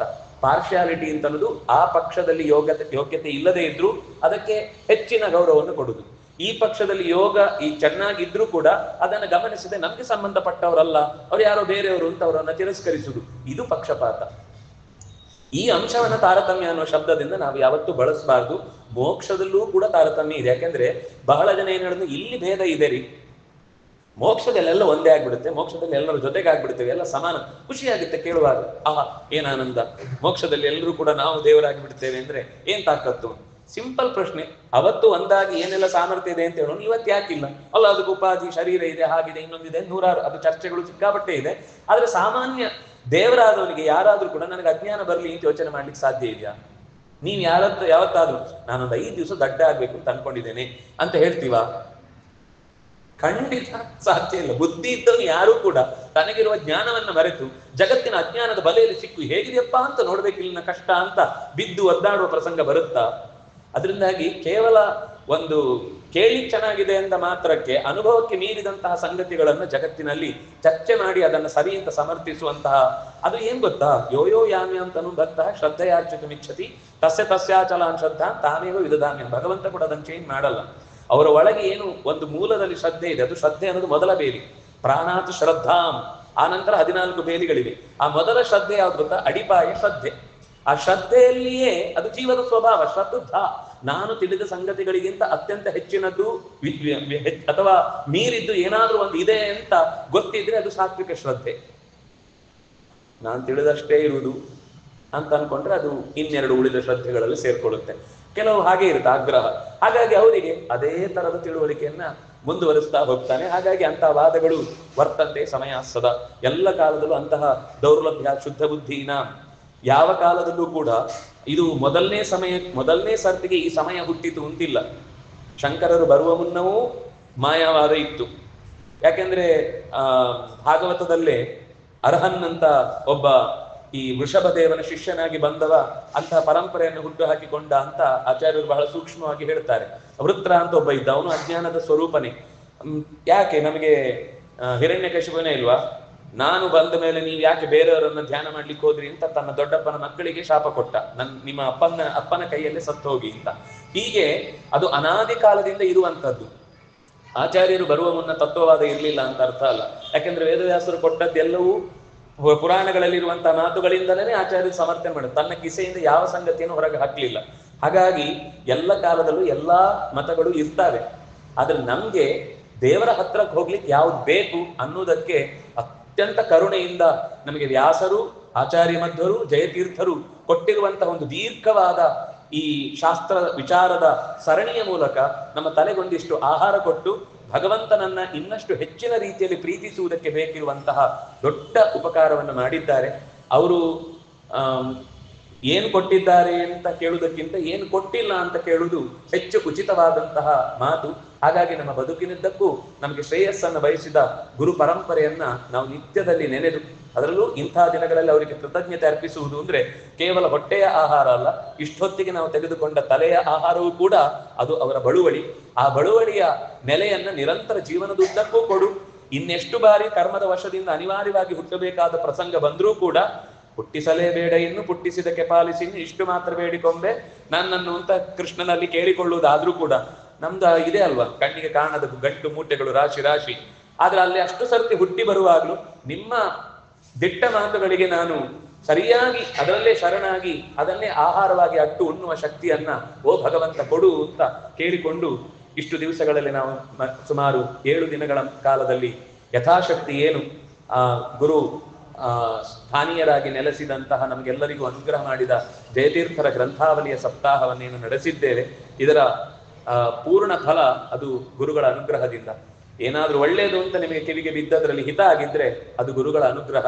ಎಲ್ಲಿಯಾದ್ರೂ ಬಾಲದೋಷದಿಂದಾಗಿ ಆ ಮಾತು ತಪ್ಪಿದ್ರೆ, ಒಡಕು ಹುಟ್ಟಿದ್ರೆ ಅದು ಆತ್ಮಪಾಪೋತ್ಥ ಅಂತ ಗುರುಗಳನ್ನ ಮತ್ತೊಮ್ಮೆ ನೆನೆಸಿ, ಇಂಥ ಸಂಗತಿಗಳನ್ನ ನಮ್ಮ ಹತ್ರ ಗುರುಗಳು ಕೂತು ತಾನೇ ಕೇಳಿ, ಹೀಗಲ್ಲ ಸಮಾಜದ ಮುಂದೆ ಇಂಥ ಸಂಗತಿಗಳನ್ನ ಮಾತಾಡುವಾಗ ಇಂಥ ಪದಗಳು ಬರಬಾರದು, ಇಂಥ ಪದಗಳು ಇರಬೇಕು, ಜನರಿಗೆ ಮನೆ ಮಾತಾಗಿ ಯಾವ ಶಬ್ದಗಳಿವೆಯೋ ಆ ಮೂಲಕ ಶಾಸ್ತ್ರದ ಚಿಂತನೆಯನ್ನು ಕೊಟ್ಟರೆ ಮಾತ್ರ. ನೀವು ವೇದಿಕೆಯಲ್ಲಿ ನೀವು ಮಾತಾಡುವಾಗ ಆ ಪದಗಳು ಸ್ವರಸ ಅನಿಸುತ್ತೆ, ಚೆನ್ನಾಗಿರುತ್ತೆ.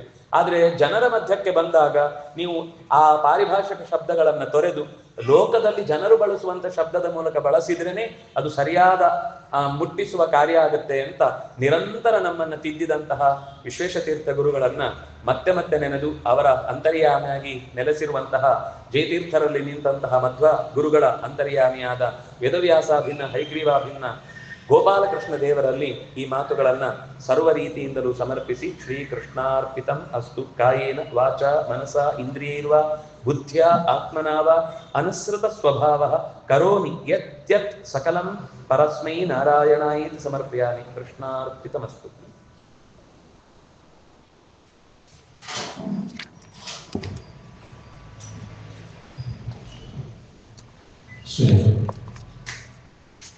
ಪೂಜ್ಯ